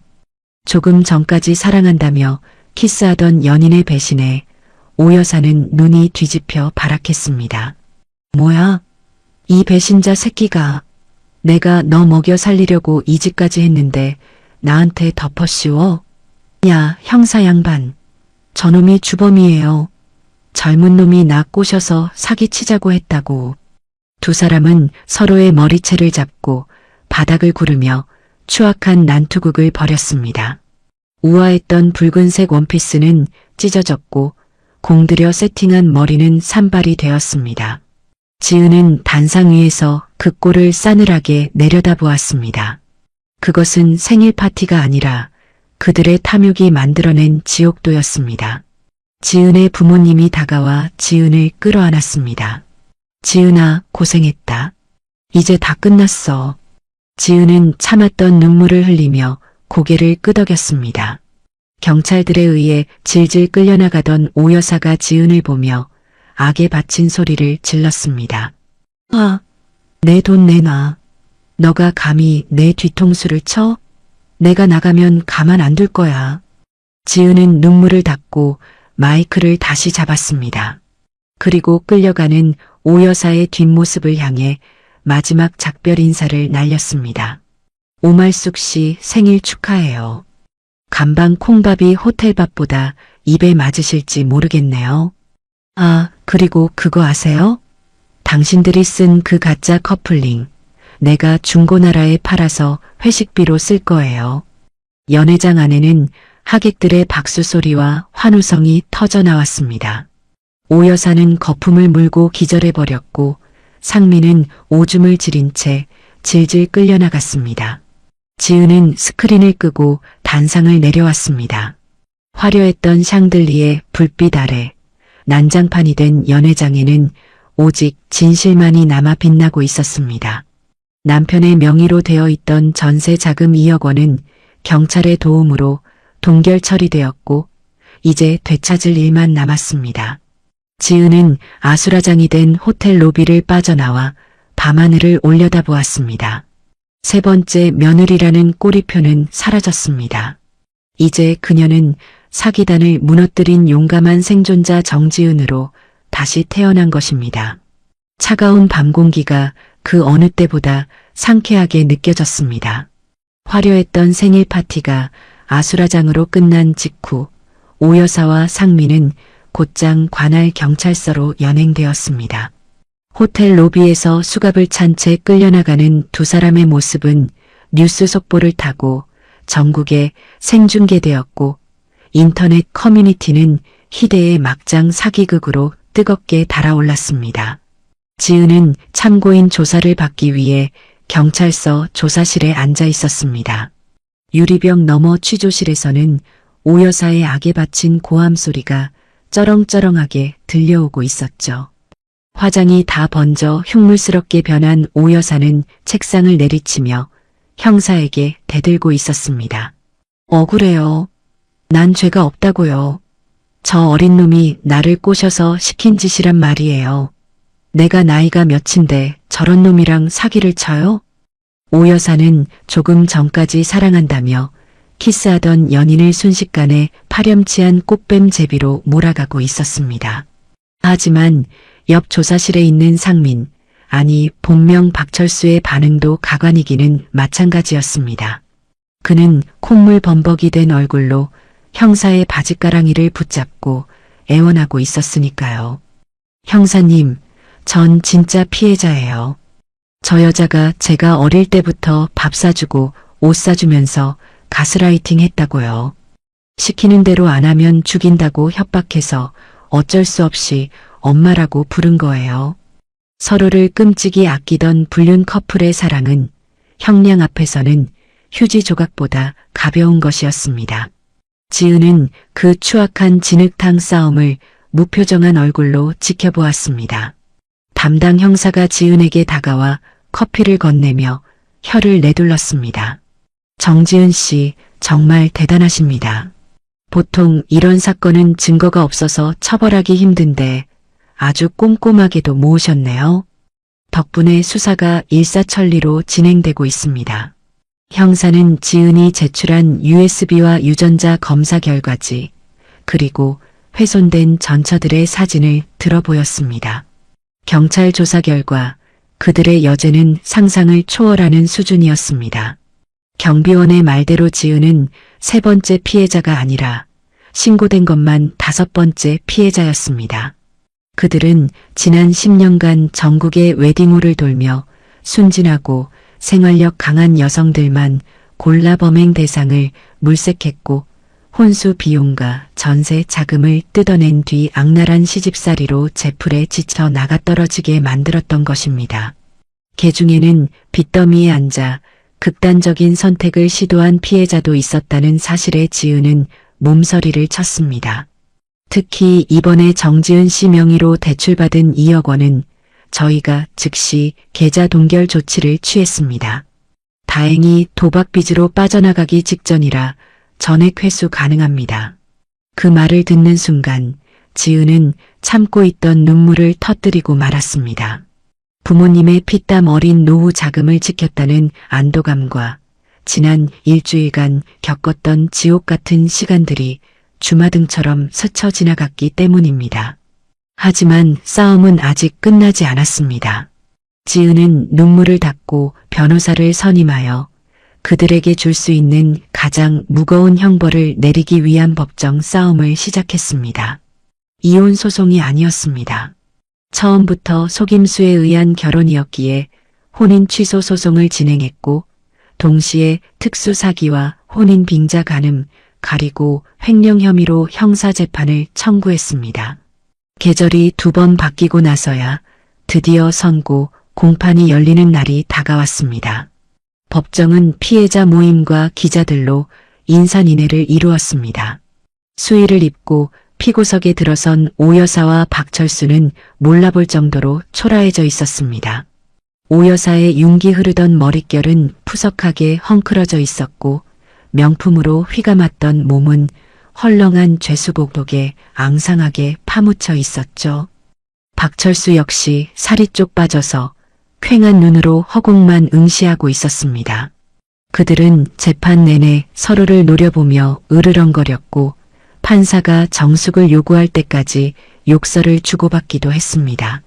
재판장이 판결문을 낭독하기 시작하자 법정 안에는 무거운 침묵이 흘렀습니다. 피고인 오말숙과 박철수는 경제적 이득을 취할 목적으로 피해자들을 기망하여 혼인관계를 맺고 이를 이용해 거액을 편취하였습니다. 또한 모자 관계로 위장하여 피해자들에게 씻을 수 없는 정신적 고통과 성적 수치심을 안겨주었습니다. 판사의 목소리는 단호하고 엄격했습니다. 피고인들은 범행이 발각된 후에도 서로에게 책임을 전가하며 반성하는 기색을 보이지 않고 있으며 다수의 피해자가 엄벌을 탄원하고 있는 바 이에 중형이 불가피합니다. 오 여사는 판사의 입을 뚫어지게 쳐다보며 입술을 달달 떨었습니다. 주문. 피고인 오말숙을 징역 7년에 처한다. 피고인 박철수를 징역 5년에 처한다. 또한 피고인들은 공동하여 피해자 정지은에게 위자료 5천만 원을 지급하라. 땅, 땅, 땅. 판사 봉소리가 법정에 울려 퍼지는 순간 오 여사가 비명을 지르며 바닥에 주저앉았습니다. 7년이라니. 말도 안 돼. 판사님, 저는 억울해요. 다 저놈이 시킨 거라니까요. 오 여사는 교도관들에게 끌려나가면서도 끝까지 발악했습니다.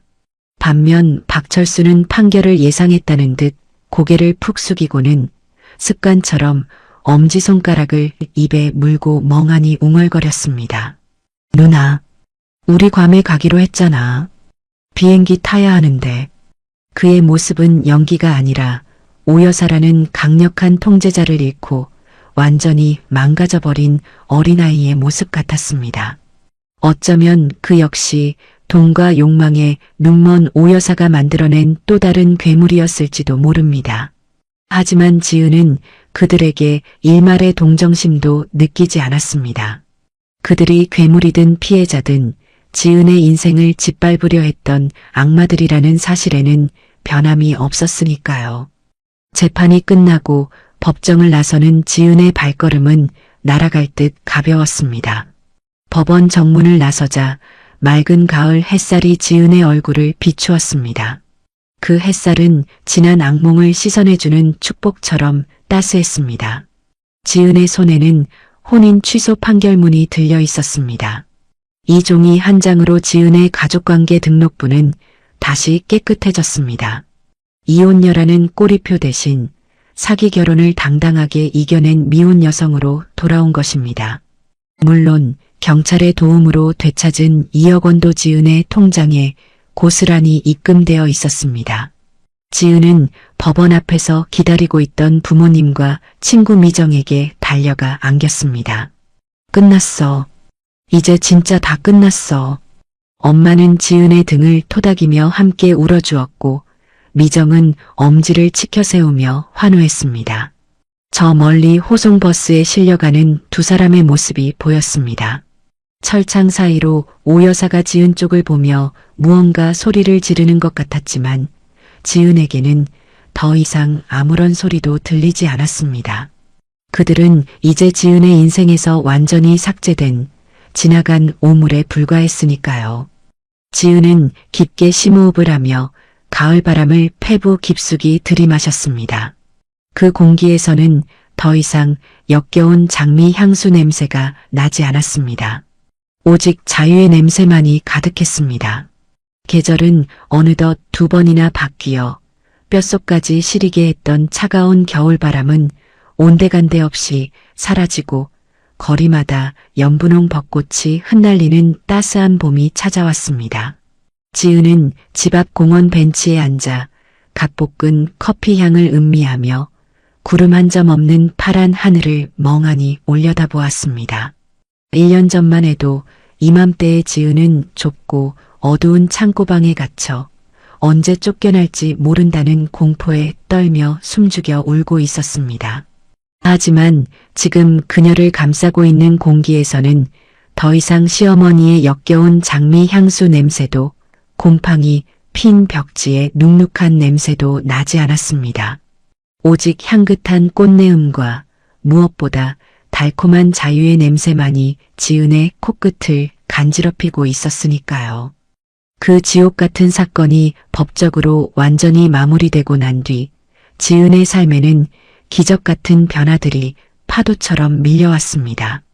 가장 먼저 한 일은 경찰의 신속한 조치로 도박판으로 흘러가기 직전에 기적적으로 되찾은 2억 원을 가장 의미 있는 곳에 쓰는 것이었습니다. 지은은 그 길로 시골에 계신 부모님 댁으로 차를 몰았습니다.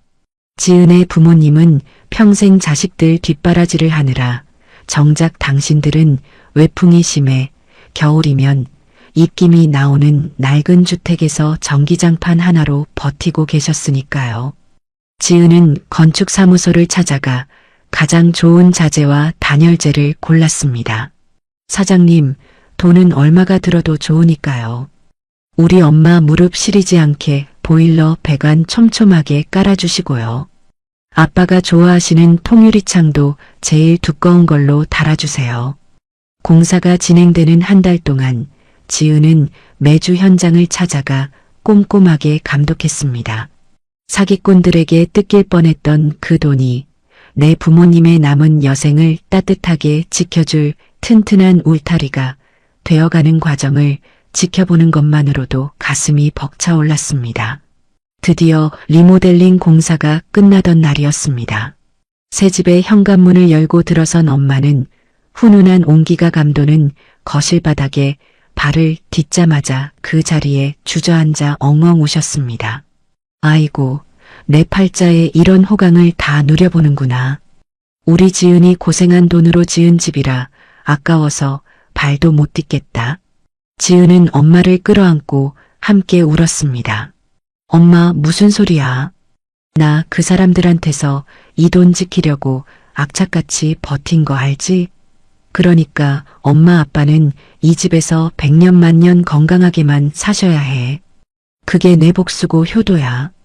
엄마의 거칠어진 손을 잡고 따뜻한 아랫목에 누웠을 때 지은은 비로소 가슴속에 맺혀있던 마지막 응어리가 눈 녹듯 사라지는 것을 느꼈습니다. 가족이라는 이름으로 상처를 줬던 가짜 가족들은 감옥에 갔지만 진짜 가족의 사랑은 이렇게 더욱 단단해져 있었으니까요. 일상으로 돌아온 지은은 다니던 회사에도 복직했습니다. 사실 복직하기 전까지는 고민이 많았습니다. 사기 결혼의 피해자라는 사실이 꼬리표처럼 따라다니며 사람들의 수군거림을 견뎌야 할까봐 두려웠기 때문입니다. 하지만 그것은 지은의 기우였습니다. 사무실 문을 열고 들어서자 동료들은 박수를 치며 지은을 환영해 주었습니다.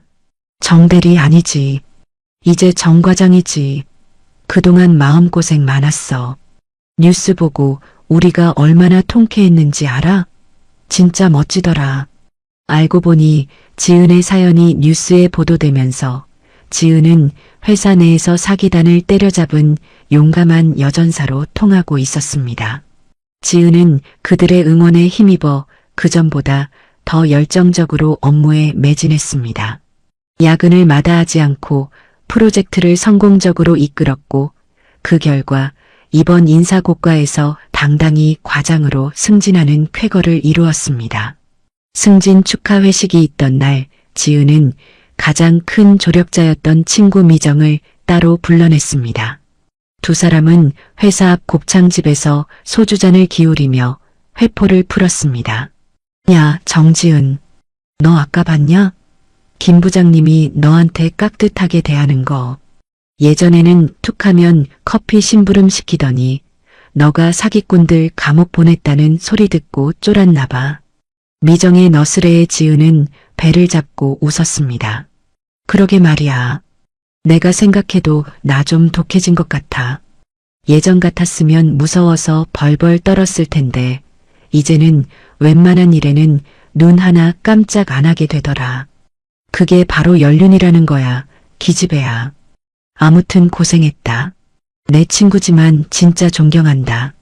친구의 진심 어린 위로와 술잔의 온기가 지은에 얼어붙었던 마음을 완전히 녹여주었습니다.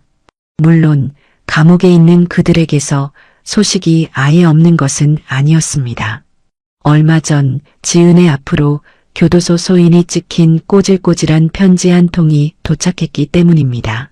발신인은 박철수, 바로 가짜 남편이었던 상민이었습니다. 지은은 편지 봉투를 뜯지도 않고 그대로 쓰레기통에 처박으려다 도대체 무슨 낯짝으로 편지를 보냈는지 궁금해 내용을 슬쩍 훑어보았습니다. 편지지는 눈물 자국인지 콧물 자국인지 모를 얼룩으로 지저분했고 글씨는 지렁이가 기어가는 것처럼 엉망이었습니다. 지은 씨, 잘 지내? 여기는 너무 추워. 엄마. 아니, 오말숙 그 여자가 나한테 다 뒤집어 씌우는 바람에 나는 형량이 더 늘어날 것 같아. 지은 씨, 나 진짜 피해자인 거 알지? 내가 누나라고 부른 것도 다 시켜서 한 거야. 나 아직 당신 사랑해. 그러니까 영치금 좀 넣어주면 안 될까? 내가 나가면 평생 발 닦아주면서 갚을게. 당신의 영원한 남편 철수가. 지은은 코웃음을 쳤습니다. 마지막까지 자신의 잘못을 인정하지 않고 남 탓만 하는 비겁함, 그리고 사랑이라는 단어를 돈 뜯어내는 도구로 사용하는 천박함에 치가 떨렸습니다. 사랑? 너가 사랑을 알아? 넌 그냥 평생 그 안에서 썩는 게 인류를 위한 길이야.